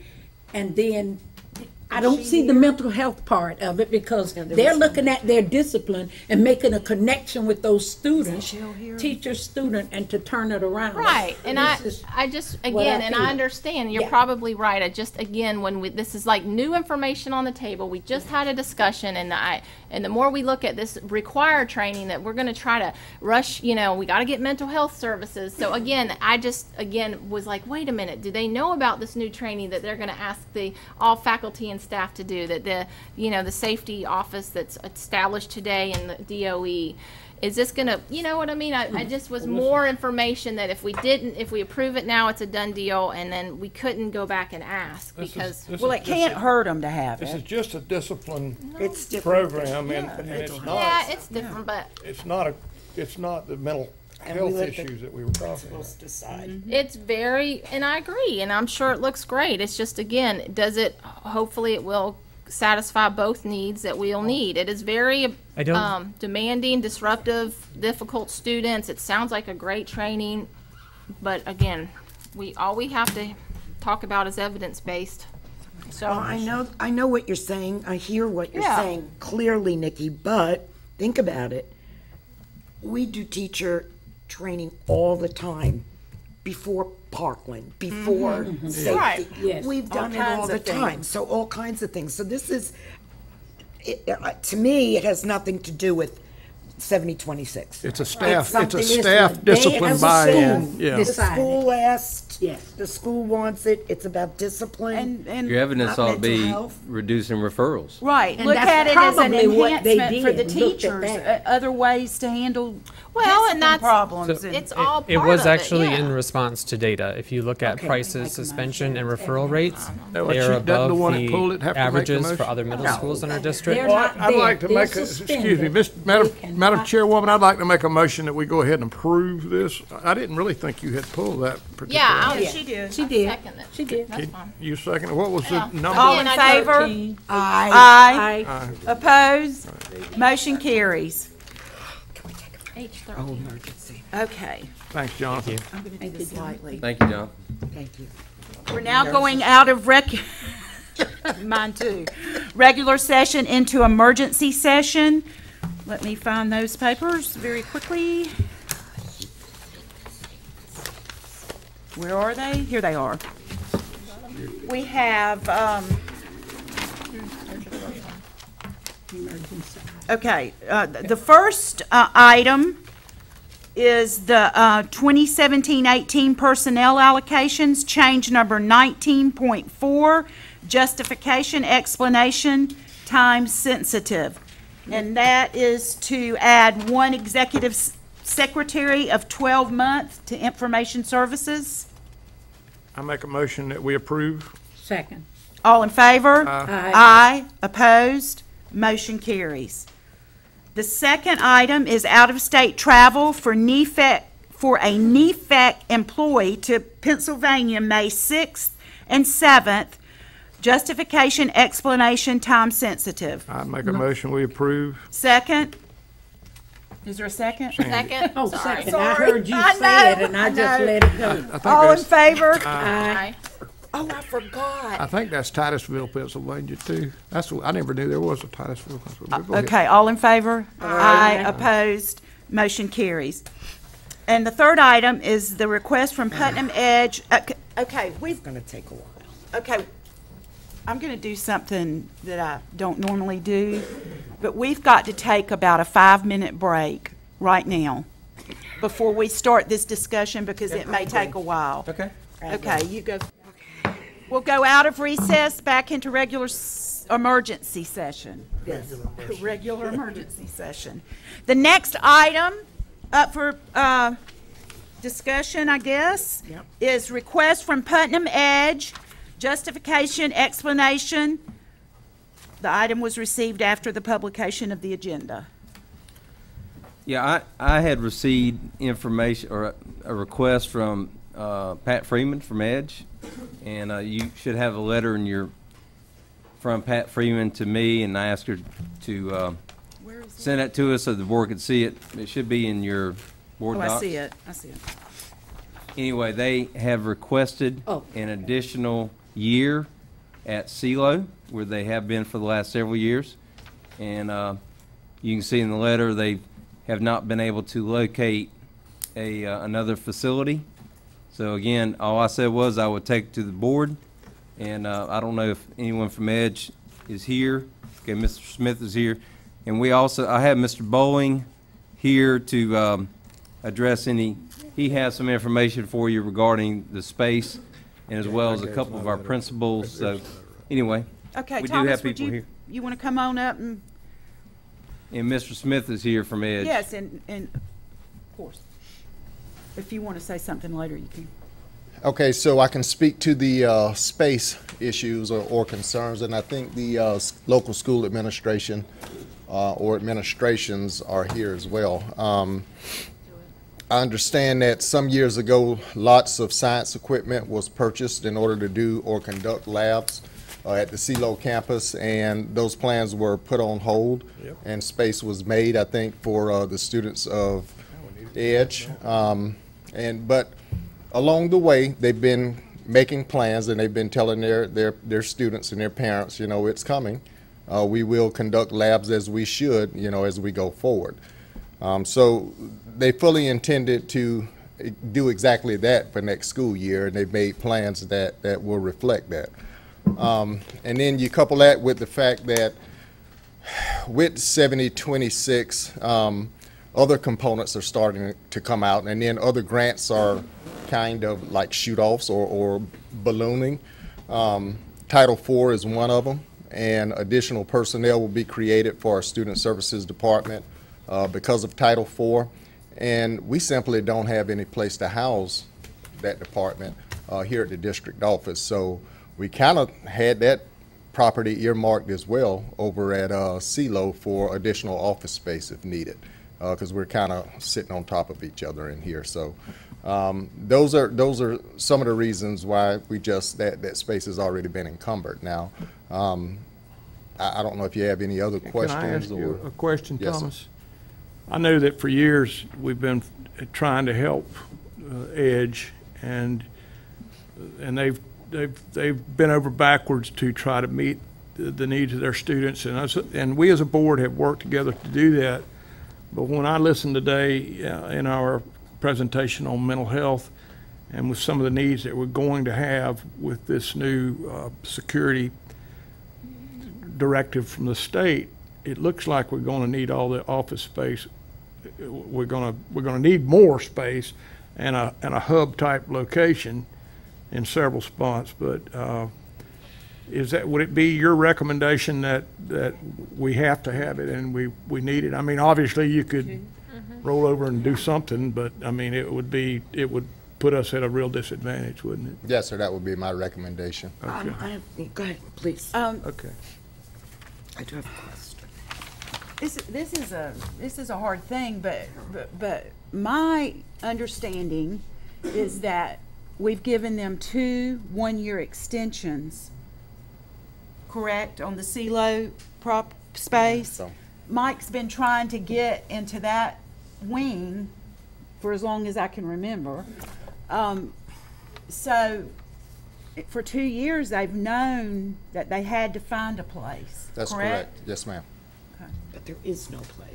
What about the Palatka High School property that I believe that, JT, you want to come up and speak to that? I believe that space is encumbered as well. But. And you were specifically, what part of, There's no solutions. Ms. Jorgensen, what part of Palatka High were you asking There's a about? building in the back that was I don't know how many years ago, but Michelle was VP at Palatka High, and there was a building in the back that was not even halfway being used. That building 10, I think.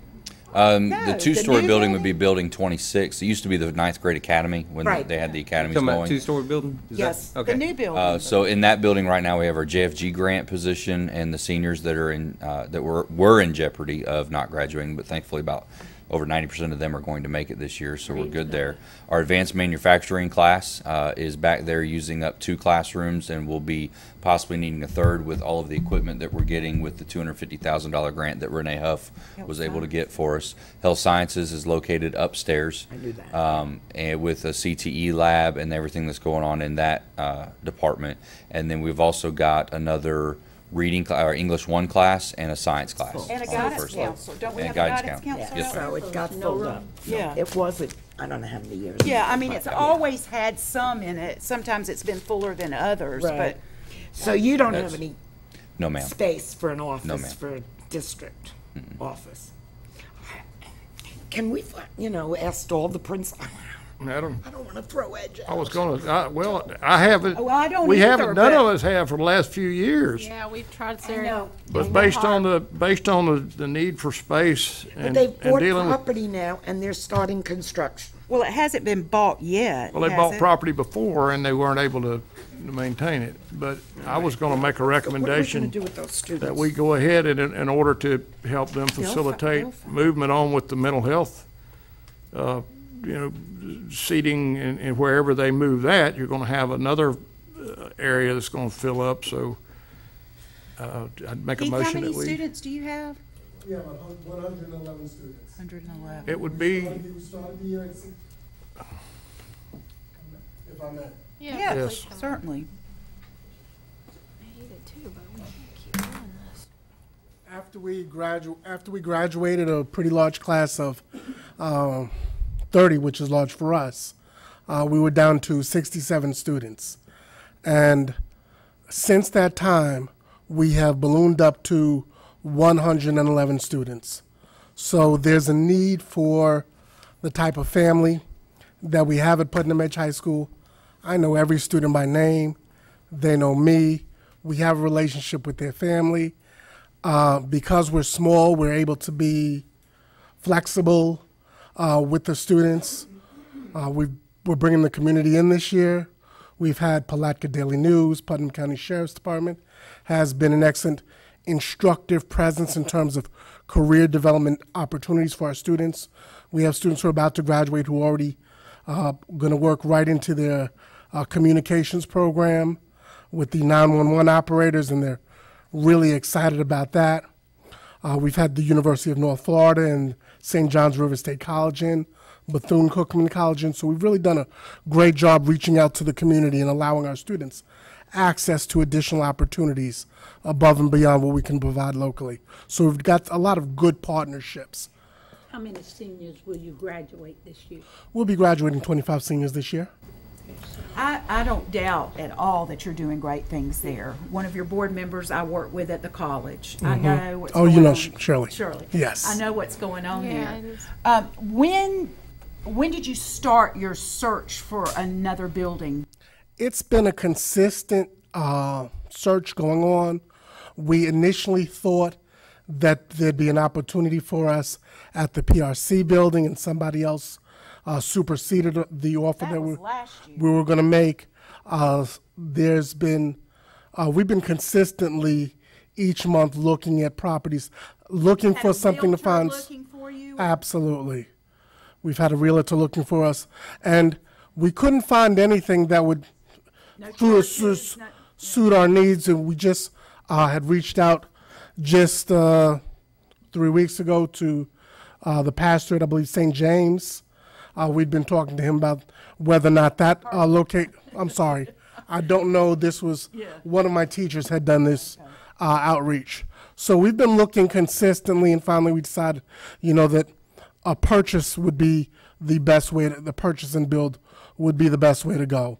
And we just need an opportunity for that land to be cleared so that we could set up and begin construction. So we're working as hard as we can, and we've been really diligent in terms of trying to find a new location and something that would be suitable for the number of students that we have. What about our old Brown and Pierce campus there in East Palatka? Office space? No? I don't see John, but I know the PALS. I know John. PALS is there. I don't think it's ready for students. Is that correct, John? No, I don't mean students. I meant office space. Yes. Yes, sir. Yes, sir. Oh, that's right. Okay. That's right. I was just wondering. I know the portables are there. There used to be a Putnam Academy way back. Those portables. Wow. Okay. Well, and I think even more than that, and Mr. Tucker had some real good ideas for the innovative and the science, and we're trying to increase all our STEM education, and that takes a lot of time and space and energy. And so I think they had already had a curriculum and a lineup and all these great plans, because we have said this for the last 2 years. I mean, we can't do it again. We don't have the space, and I really, as much as I love seeing, Edge thrive, I just feel like it's not really. It's hindering that STEM and that science, and I know he could speak to that more if anyone had, but the logistics of the student involvement at the school and those classrooms that are very, they were actually set up. I went to those classrooms when they were brand new in that wing. It was math and science, and they were set up to be science. And it's like we have all these great initiatives. All we talk about is innovative science, and we have STEM education everywhere. So I feel like it would not be doing a service to our students to be able to restrict that area from them. Not so much the office space, but the science portion of it. And I'm just concerned that this is the second year. I was hopeful at the end of the first extension you would have found. Well, we've got a property. We've made an offer. They've accepted our offer. So we're trying to accommodate. We're trying to move as quickly as we possibly can. I'm optimistic that they'll find a church or something that they'll be able to move into, but we're going to be squeezed. And if I hadn't already been over backwards to try to fight for them, it would be different. But it's time to fish or cut bait with where we're going with security and our mental health and other instructional goals that we have. So I'd like to make a motion that before we do that, David, I'm sorry. Well, no, I it's just all wanted right. to hear from Mike and Stephanie about their plans. You know what they're going to Well, I know, but they're standing up there like they want to talk. And Mr. Bowling, and I kind of explained it. We've been waiting, and y'all talked about, we've been waiting really 2 years. We purchased tens of thousands of dollars of equipment waiting to go in. Timing, there's 18 days of school left. Our teachers are already planning on going in. And to be honest with you, it is a security issue with our campus. We're having to keep one of our gates off of Mosley Avenue open during the day. We have to keep a gate rolled down for fire drills. We have to evacuate out of another area. And with the safety, I think that really comes first with our campus, and that's a big thing with me. So I would like to let Stephanie speak. She's one of our, Miss Stephanie Smith is one of our science teachers, and she'd like to speak for science.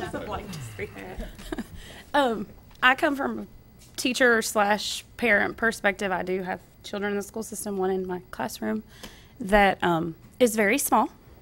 I have about 24 kids in my room. We have computers everywhere. We have tables that were purchased to go in said science rooms so that we could spread out a little bit. I don't even have access to water. I don't have water anywhere in my room. I can't do anything. And all of us are in the same boat. We have nothing. And I'm in the business of raising children that can do stuff and, you know, hands-on, and science is so much fun, but it's not from a book or even from a computer screen. And that's what we're tied to. I mean, if you walk in my classroom in the morning, now we're booking it and we're learning, but gosh, we're on top of each other. And if I want to do something, we have to like scoot the computer over to the side and then pray that we can all fit in one corner and not just go to the bathroom to get water. I have literally, to do experiments, filled up gallon jugs of water, poured them into 5-gallon buckets, and then very carefully carried them back to my room. It's just a pain. Enough. And I wanted to try flexible seating this year.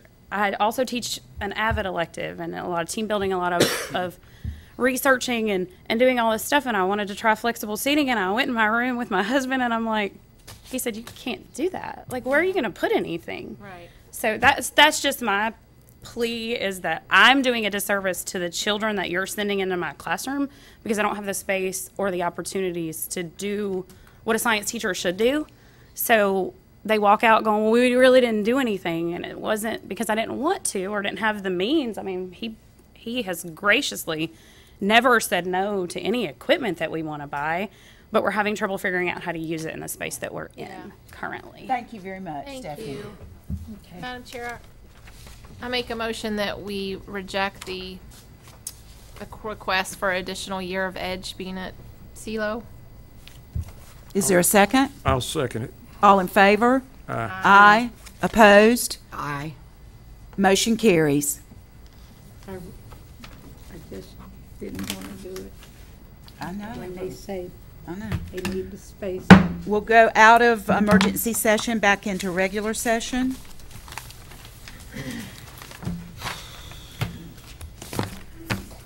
Okay. There is no unfinished business. We'll start with discussion, input, and action on recommendation from the calendar committee. If Tanya Whitehurst will make herself available. Where are we? We're going to do that at last. Where are we now? Yeah, we talked about. Oh, I and didn't tell you. You didn't announce you're changing the. Yeah, I'm sorry. The order. I'm sorry. We're going to do the Safety and Security Task Force number 3. Sorry, David. And I think that'll take a little more time. I think you just Yeah. wanted to save some time for that. The superintendent asked me to do that. I'm good. He's the secretary. Okay, so a calendar committee met. We have formed one, and Kelly Faircloth is actually the chairperson of that committee, and we will be moving forward as we develop the 1920 calendar, but you gave us the task right now of looking at spring break. So you have 3, we've given you 3 options.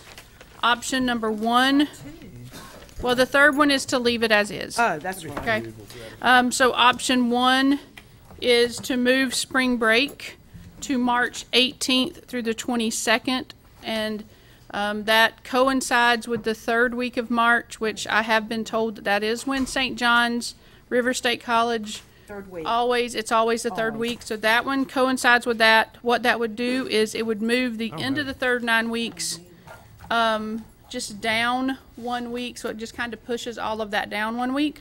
Option 2 is to move spring break to March 25th through the 29th, and that is the week after what is currently the third 9 weeks. So it's really just a matter of which one of those weeks in March do you move it to? Do you move it to the 3rd week, or do you move it to the 4th week? If they want option 1, weren't there some questions about option one and testing and being out and then coming back and immediately having testing? Or? Yes, so we discussed that, and the official test window starts the Monday after they would come back. No, option one, I'm sorry. Testing, that would give you a week before testing. So with option one, they're out the 18th through the 22nd. They come back to school. Let me find it here. They come back to school on March 25th. They would be in school the 25th, 26th, 27th, and 28th. They have planning day on the 29th. And then that following Monday, the testing window begins. So they have spring break, they're back in school for 4 days, they have a long weekend, and the testing window begins.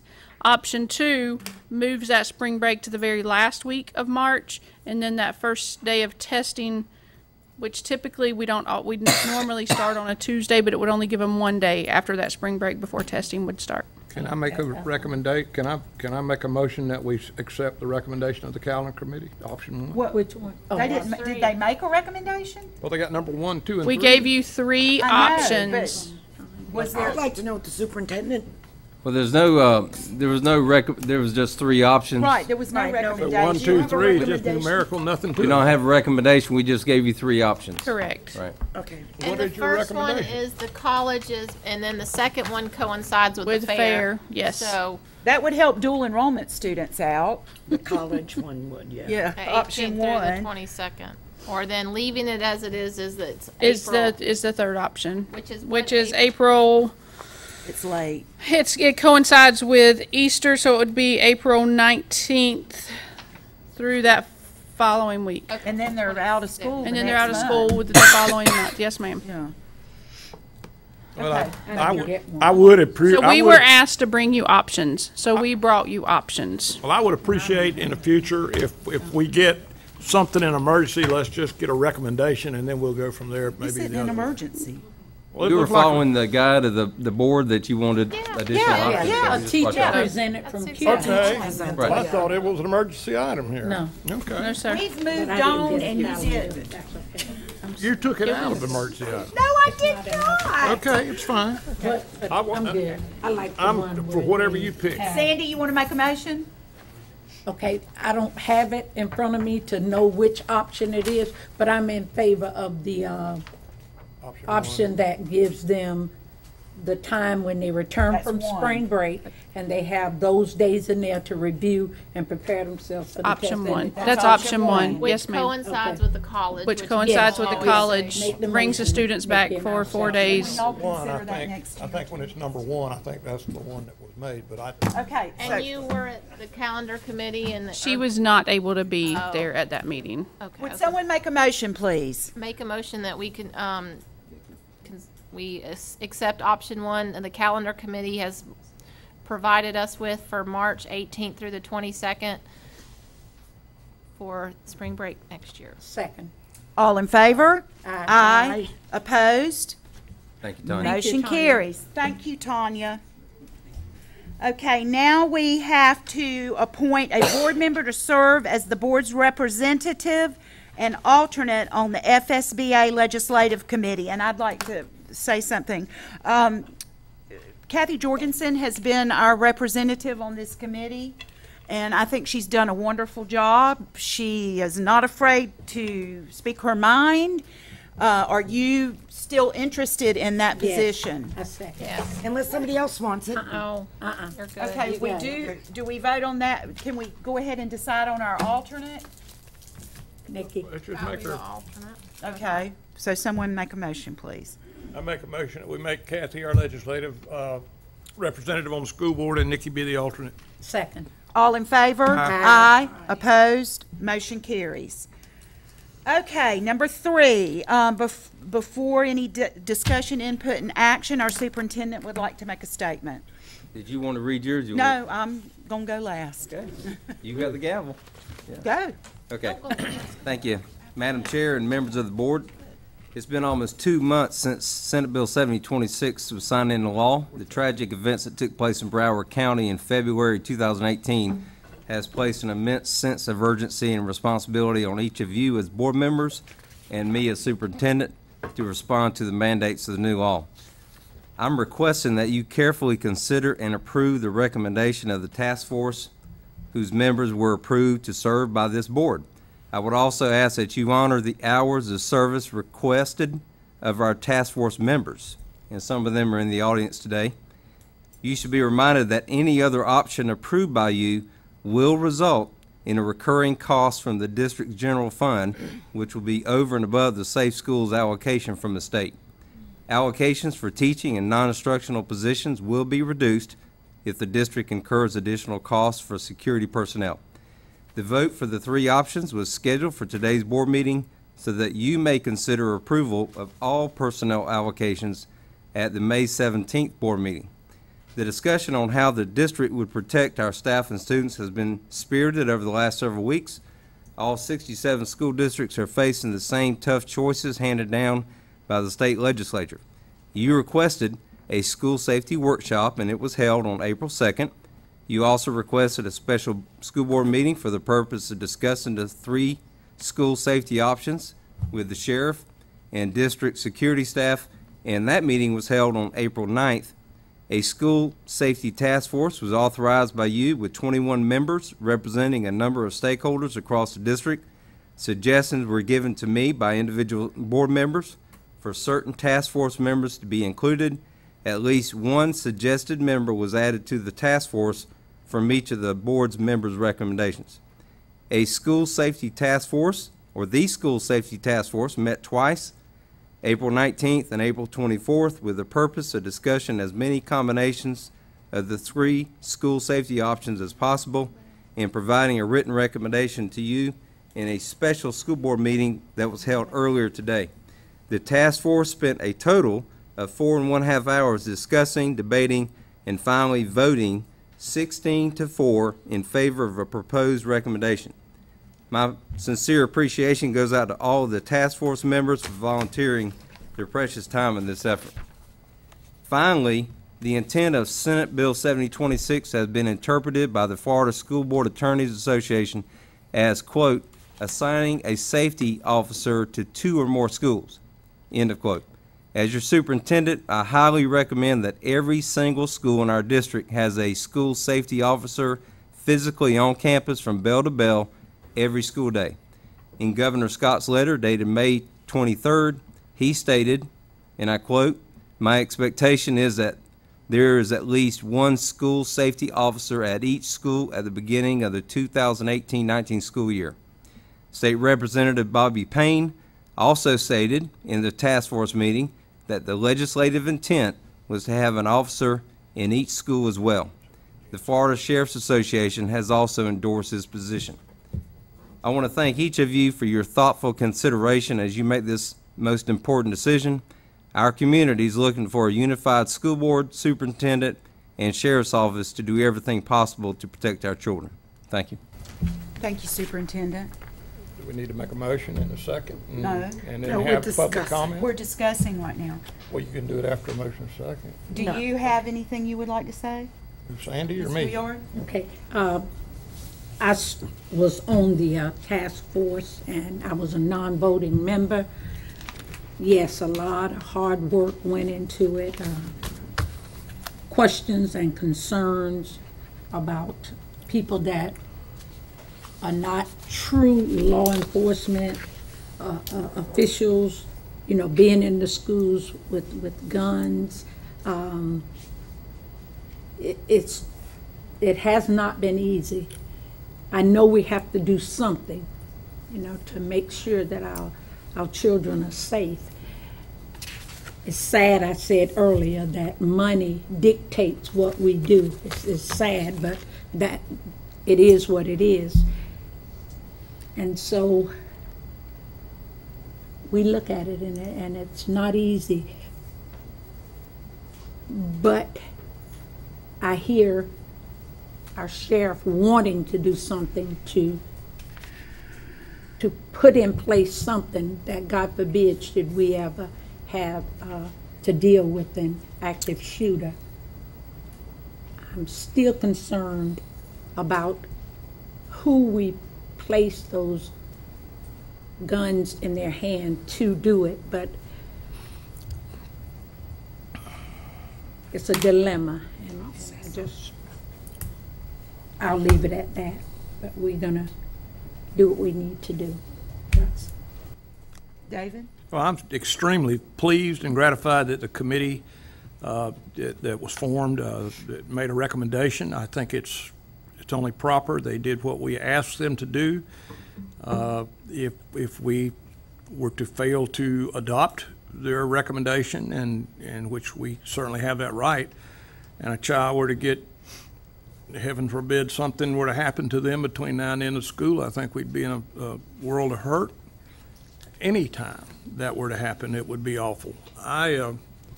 I'm a little different. I spent my career in education, and I was a dean and an assistant principal. I handled expulsions. I did it. I've taken the guns and the razors. I've told you all those stories. And I will tell you, it is serious business. This is not something to fool with. I've read all the comments on Facebook, and I will say if it can go wrong, it will go wrong. I saw Reno Fells one time get wrestled down at Palaca High School, and I was there. Everything was being snatched away from him at one time, and you have to know what you're doing. We asked a group of trained individuals with everything from architectural experience to law enforcement to military experience to give us a recommendation, and they've done it. And I think we would be remiss in our responsibility if we did not find a way to do this. Is it going to be perfect? No. No, we're going to find ways to make it better, and we're going to find ways to keep our children safe. But with the presentation we had today on mental health and some of the services that we need to help focus on, because you usually know who these folks are by first and second, third grade. You need to get them the help they need, but that doesn't stop in the meantime the things that can go wrong. So I'm going to let it go with that for now and just say that I'm very thankful for the recommendation, and I pray to God that we never have to have a gun pulled. And that is my opening statement. We'll see how this goes. Ms. Cummings, would you like to say anything? I did speak earlier at 3, but I did want to bring up the fact that our union president didn't send us a extensive email with 12 questions that have not been answered, and I do feel very confident that before we pass anything, these things need to be looked at, and there's very valid things that do make me think that we're not doing the best thing, and it's just a lot of input that we have that we do receive from around the community, and we receive from other stakeholders, other state representatives. It's very hard to, and I'll go back to your favorite word, evidence-based and data, but there's, we did get a fact, and you guys that weren't in the meeting, it was very comprehensive. I think it was in an email, but from the 367 school shootings that have happened in the last 55 years, that none of them it was very clear that all of them had school resource, or there was a person there. That this doesn't, having an armed personnel does not mean there's not going to be a school shooting where people are going to die. And again, when we say that we're going to, we're just asking them to volunteer, and I keep thinking about the fact that when you ask someone to volunteer, I'll be able to do that. I'll be able to do that as a school personnel, which in our meeting, a task force, it did say, well, these aren't teachers. These will be principals, custodians, or lunch ladies. That was said in the meeting. These are the people we're going to arm. And there were some specific things to keep them, but when you ask them to volunteer on a suicide mission, because of if, for God forbid, there is a school shooting and the person comes in on a suicide mission, they will go to die, and they're coming in there with the main mission on a suicide mission. So when we ask them to volunteer, I cannot in good faith say I'm asking someone who has another job duty to educate and provide for our students to go on a suicide mission, because they are going to die. If this does happen, they are going to die, because the perpetrator is there to die. and he knows that, and every one of these research, all of them were killed. All of them. Police or other law enforcement killed in one case before anyone else was killed, but again, 58% of the shooters were students or former students of the school. There's so much preventative that we are trying to do.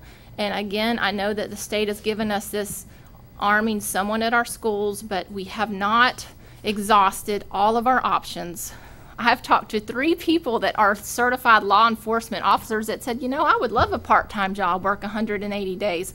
That's an option. Have we looked at that? Have we put it in some type of job?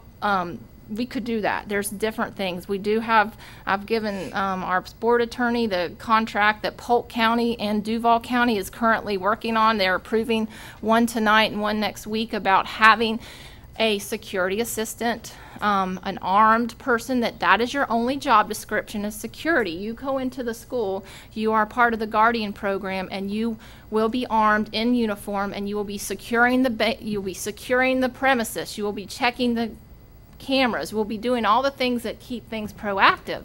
So there's a lot of discussion that if you look at data, and that's all we're supposed to do as a board, as make informed decisions. These are the information that has not been brought up. We have not explored the fact that we do have city and police that would be willing to come to the table and maybe provide some type of fill-in service, or we do have off-duty cops. Yeah, I understand it's going to be hard to fill that many, 10 schools. I'm not saying everyone. We have the diversity to say, well, you know what, we could do some different ideas. So until we have exhausted every single option, and we have not, and it will not cost more to have a security assistant if we run them through. I've already looked at the numbers, and they do not need 2 supervisors to oversee them. It would be, that's how Duval and Polk County, which by the way, Polk County that was brought, Polk County, okay, that was, they're doing it. They did it at one private college. They just are entering into a contract with their school district. This is brand new, and this is something they've developed, and they are not for the Guardian program of arming school employees. They are adding a specific employee, and they are paying them $20,000 a year, which with the $340,000 we get, if we need 10 of them at our elementary schools and keep our SROs at the secondary schools, it is possible. Don't tell me that we're going to lose teachers, because we will not. Because this board makes the allocations. The sheriff doesn't make the allocations, nor does the superintendent. The board does. And I wish that the school board wasn't tasked with this. But guess what? The law says the school board does it, not the sheriff. So unfortunately, we are the ones on the line that are facing these type of things that are not easy. I've lost so many nights of sleep over this. And that's why I've spent hours getting data and information from across the state. Data that is not just something I come up with on some opinion based upon some type of, I don't know. If we're going to make informed decision, get the information. And it is not something we want to do, but we've been tasked to do it. The law says the school board does this. Do you want to read the questions Mark had? Or May I ask a question? Yes. Then if we put it to a vote today and it dies, it's done. But I'm asking, yay or nay? Comply with the law. And then we could turn down option 6. So it's done, period. We can't go back, modify it, look at these other things that you're saying? No, I'm saying that if we vote and option 6 does not pass today, then that way we would come up with another option. That would be something that would be making a job description, looking at things, trying to look at the option of off-duty police officers or retired police officers. There's a lot of different things that can be explored. I tried to make a motion in a second to discuss this, and you guys wanted to each have your opinion. And now we're talking about making a motion. No, we're not. No, we're just asking questions. We're trying to get some clarity, David. Jeez. Remember, we're Mark, do you want to ask the questions, or do you want Nikki to? Or well, I mean, it's not something that I even want. I mean, There's 12 questions we don't have the answers to. They're very difficult. I'm sad that there's not been communication in the email you haven't received, because they're very thought-provoking questions Yes, they are. make you I read really, it. that make you think about a lot of aspects. So to say, oh, come up and ask the questions and let's say yes, no, yes, no. No, I just didn't Yeah. think it was for the No, I'm discussion. sorry. I mean, I just don't feel like it's This is the time. right. Correct. My suggestion was going to be that this board, assuming we vote down option 6, meets every Monday at 1 o'clock until this is resolved in workshop. Something like that. I mean, I just threw that. Yeah, David, you look real happy. You don't have to come. You know, I have, in all honesty, I have taken the loaded guns off of kids, and I have watched them go to hospitals, and I have seen them die.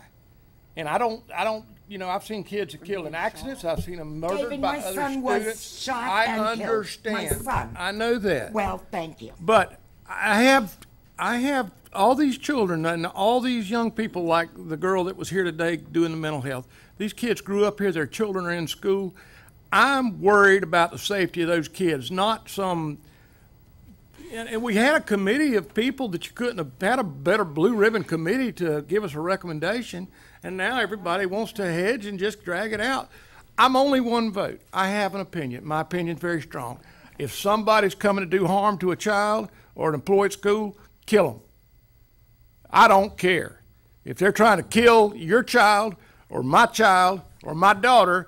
I agree. Okay. However, teachers and our principals who were teachers and our administrators who were teachers went to school to teach, not to kill. I did too. Teacher and killer is about as far away as you can get from each other. I did too. And you know what? I had death threats during my whole tenure as an administrator. I had kids call the house and tell my children their daddy had been killed in a wreck on the way home numerous times. I mean, these principals out here will run to the sound of a gun without even having a pistol on them, because they're going to try to stop it, even if they take a bullet. I know them. I've been there. There wasn't a night that I didn't go to a school when an alarm went off at 1 or 2 o'clock in the morning. I didn't have a .25 automatic in my pocket. I'm telling you, they weren't gun-free zones then, but you're getting into areas that we're not even. You're thinking that the bell rings and at school every day. There's nighttime activities. There's bus drivers. There's people that have extenuating circumstances. We need safety in our schools, and would it be nice to everybody have a badge? Would it be nice? But I don't think they're forcing. I don't think they're forcing anyone to say, you're working for us, you're going to take this gun and you're going to go out there and do that. We never said that. Well, I mean, that's kind of what it's like. They didn't sign up to commit suicide. Gee. Well, if it happens, it would be. Well, no. An active shooter coming on campus. Let me tell you, when you were a student in my school, I would put my life on the line for you. So I just, just telling you how it was. I'm just one vote. I'm old school, so I there do you know go. we have to do something, and I just reflected on last year's graduation at Palatka High, where the young man deliberately left and got a pie for Mr. Stahl. It could have been a gun. And our resources, No, our deputies were right there. I know we have to do something. I'm asking why we formed this task force in the first place. These people spent hours and hours discussing it. About 4 hours. 4 and a half hours. 4 and a half hours. But I'm just saying. 4 and a half hours. Well, you asked them to serve, and they served. And I they made want a to say recommendation. something, and then Just don't we talk. can Vote it up or down, move on. we can vote. May I say something? Please do. Okay. And I'm going to read this because I don't want to leave anything out. I cannot remember ever having been this anguished over a decision that I've had to make in my life. I've had many sleepless nights, and I have shed many tears. I've been very transparent with my feelings since discussions about arming school employees began, and I have seen or heard no evidence that has caused me to change my mind. I do not think that arming school employees who are already consumed with other jobs and responsibilities in our schools is the answer to the task that has been given to us. If we put additional guns in our schools, they should be in the hands of uniformed officers of the law or trained ex-military personnel, for example. I have heard from constituents who are on opposite sides of the fence about this issue. I have been bullied by some, but most all of the conversations have been very serious and with very concerned people, regardless of how they feel. I listen to each person with the same interest to gather as much information as possible. I was excited about the idea that a task force was being formed, but heartbroken that they did not take the time to discuss all options available. They only really discussed one option that was not on the original handout that was given to the task force by Rhonda, the superintendent, and the sheriff. I assume those are who came up with the options. It was also apparent that some of the task force members were in a hurry to make a decision and get the recommendation over with. The safety of our children and the decision we make cannot and should not be rushed. I attended both meetings. I heard all the facts.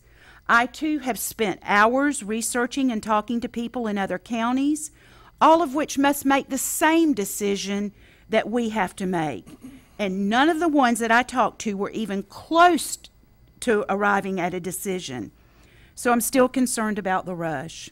I know all about allocations, and those change all of the time.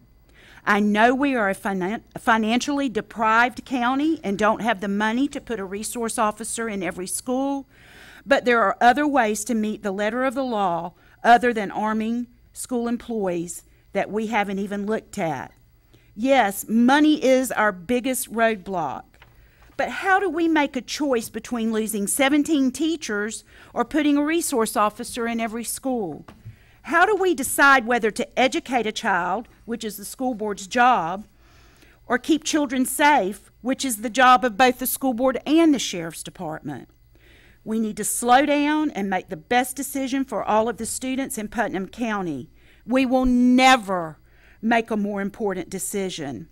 And I can assure you that I have never once thought about whether or not I would be reelected to this position because of the way that I vote on this issue.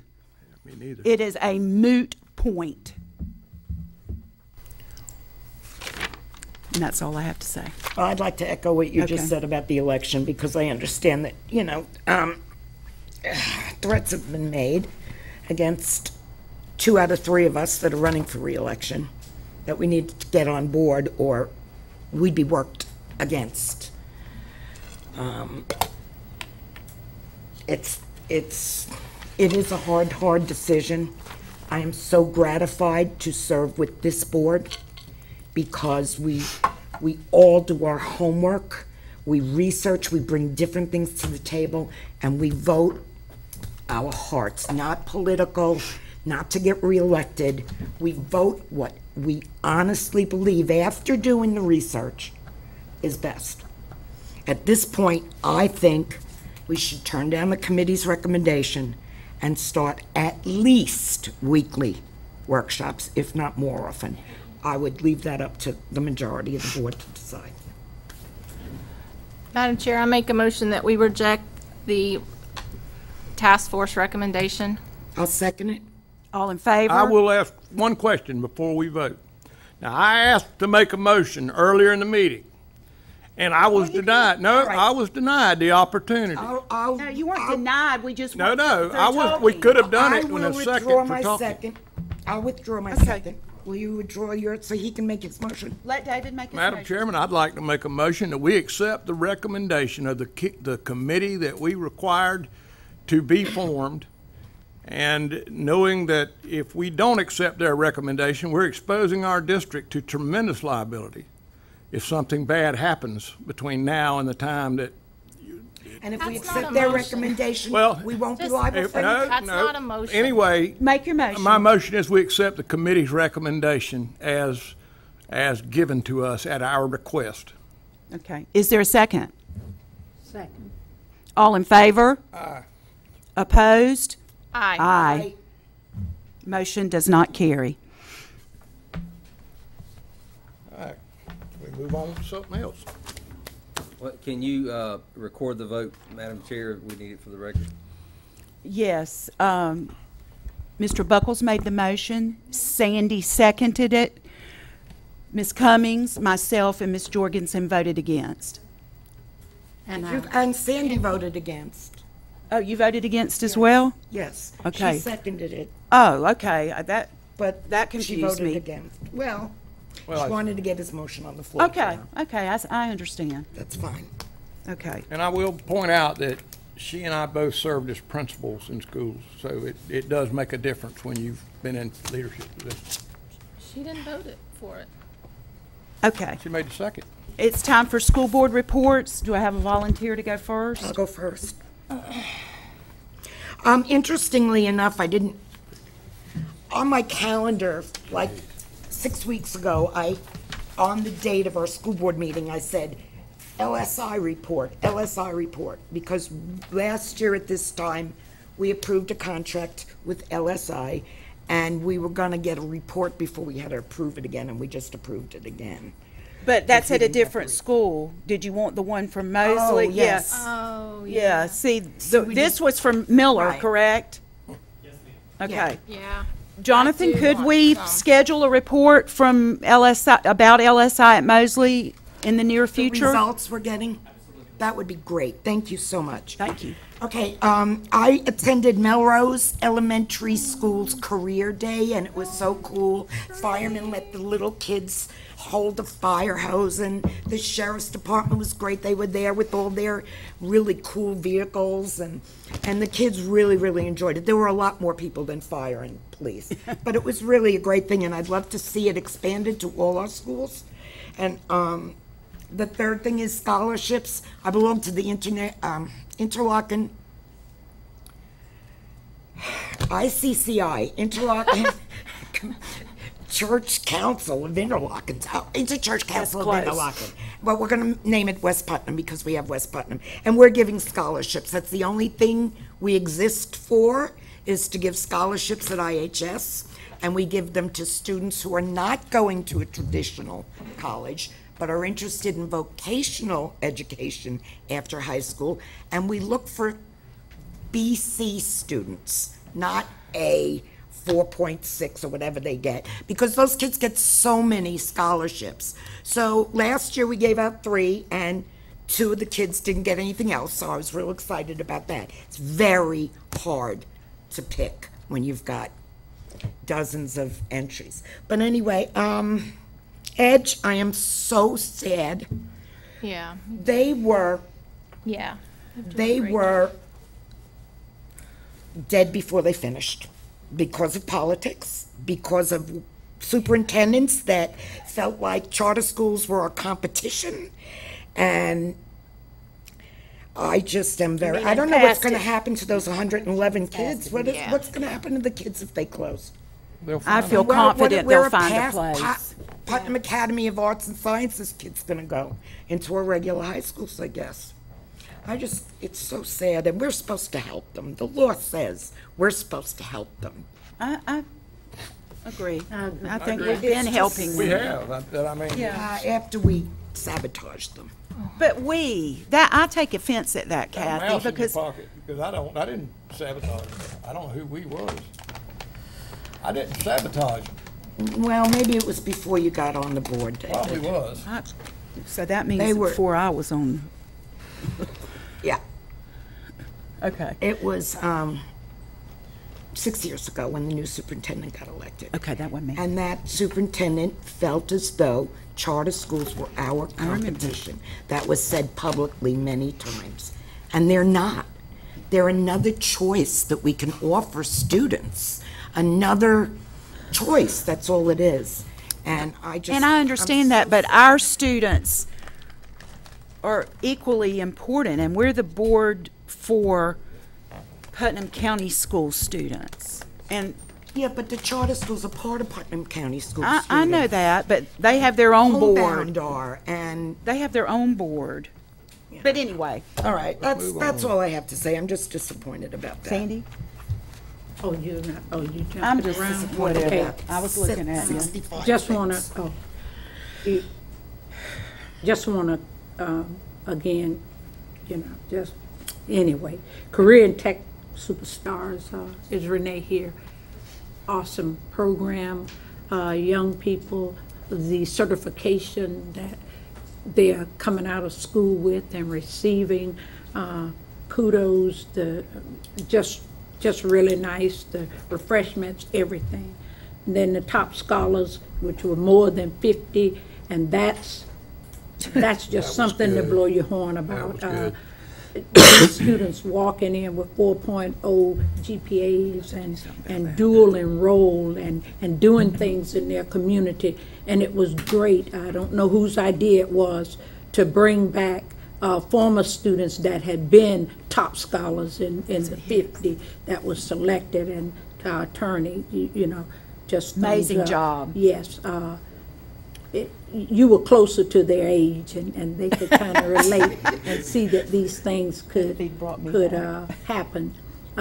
Friday night, the Lift Putnam Gala, it was great. The food, the fellowship, just it wasn't tense. It was low key, but to know that we're trying to turn our school district around with the students that will come in our school, providing full day pre-K for those students by the giving of finances, that are there. This gives them a head start so that they don't come in totally behind. It was just great. And again, that food. I was at a community picnic in Interlochen, I guess it was like two Saturdays ago, and Jane Polite mentioned that she tutors at Mosley, and she was beaming as she talked about those students that she tutored, and she said, Ms. Guillard, they can read, they are reading, not because of her, she said, but because of all the other things that are happening, and the children are showing some confidence in themselves. And so the staff at Mosley is to be commended. Our principal, McDaniels, Mrs. McDaniels, and then our assistant principal, Mr. Benford, and all the others, Jonathan that's working with them, to all of you, just hats off. And again, I'm bothered about Edge.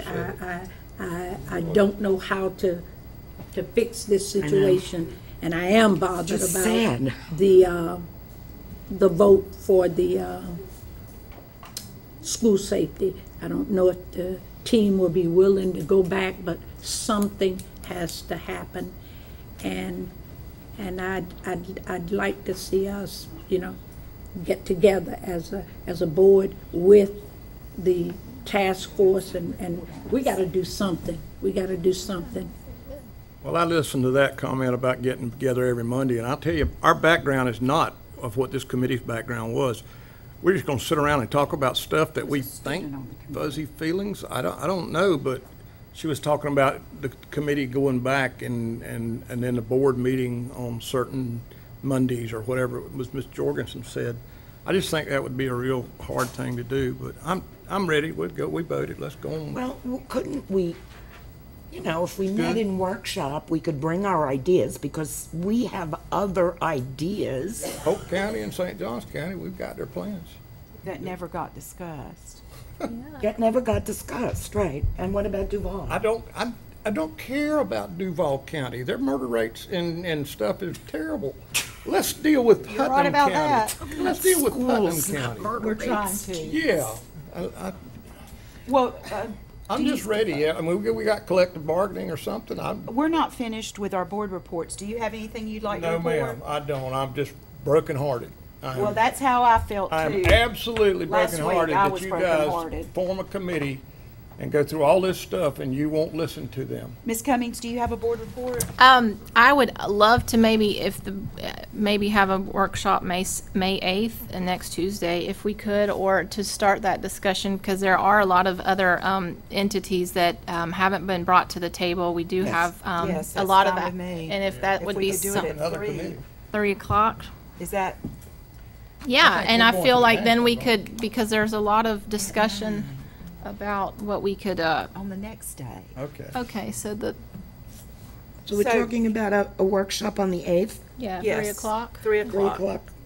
and we would discuss, I mean, I don't mind. I've got tons of information, and I don't know. Why don't we bring ideas to the table? So, Yeah. I mean, I'd really like to have a list of options, a complete Yeah. and total list of options.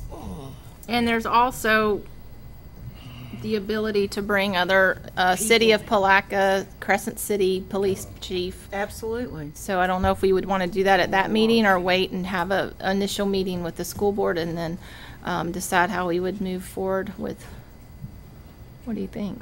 We have. I think we should have the initial meeting and then decide how And we just- want to move yes, forward. And I would ask that Charlie would be there because I think, does that work with your calendar?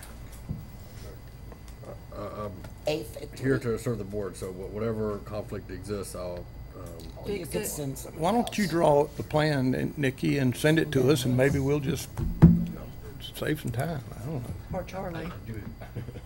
Charlie can draw it up. When your doctor appointment. Oh, yeah, you might need to go to 3:30 that day. plural. Yeah, that wouldn't work. Can we move it up or no? Talk to my wife and. So she can get it changed? Or else we'll have someone from the firm here who's Sure. Okay.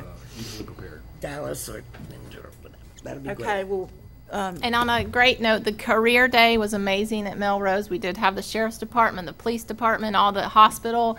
The kids were excited. It was. I hope that every elementary school can and do that next year. Please, I feel like okay, this is something we want to yeah, It's duplicate. really good. Very It was exciting. The kids were so excited. Yeah, they really were. It was exciting to be there, and all the awards. It's just amazing to promote all this great achievement, and it's great to see all these high school kids excited about all the things they have to offer. And I'm excited, so that's all. I'd just like to reiterate Sandy's words about the Technical Superstar program and the top scholars. We have so many fabulous students in Putnam County, and it's great seeing them get rewarded for that hard work. I had the opportunity to proctor the FSA at Palatka High School for 2 days. It felt really good going back into the classroom there, and I hope I can continue doing that. I saw something on Facebook last week that absolutely, of course, I cried. It was just one of the most special things I've ever seen in my life, and that was the Princess for a Day program at Mosley Elementary School. You just need to go on Facebook and look at it because it was the most special thing. All the little girls went to the school, and I'm sure there's somebody out in the audience that may be able to add to that. Laura may know more about it than I do. They did their hair, they did their nails, they had evening type gown dresses for them to wear. They all had fancy patent leather shoes and tiaras, and they got to parade down the hall and go to a special tea party, it looked like, Laura, it was so beautiful to me. Every girl. It looked like anybody that showed up or wanted to participate, and there were a lot of them. And I think she did it in coordination with another group, Sarah Jean did, but it's just one of the just hundreds of things that are being done at Mosley Elementary to make those kids feel special and to show them that they have worth. Next week on May 9th, Mr. Buckles and I will be traveling in separate vehicles to Kentucky for the National Archery Tournament. His granddaughter Miley is the #1 shooter in the state of Florida, and she is representing Palatka High School, correct? At least Lucas Bennett has bows and arrows. Okay, yes. So I'm really looking forward. This will be my 3rd trip to Kentucky to chaperone these students. It's hilarious. Okay, I'm talking. Yeah, tell Nikki, she was talking at me. I would like to invite you all out to Palatka High School Saturday in the gymnasium. We're having a Panther football fundraiser pancake breakfast. The Panther football players and I think maybe the cheerleaders will be serving. John Dennard and Carl Dennard will be cooking.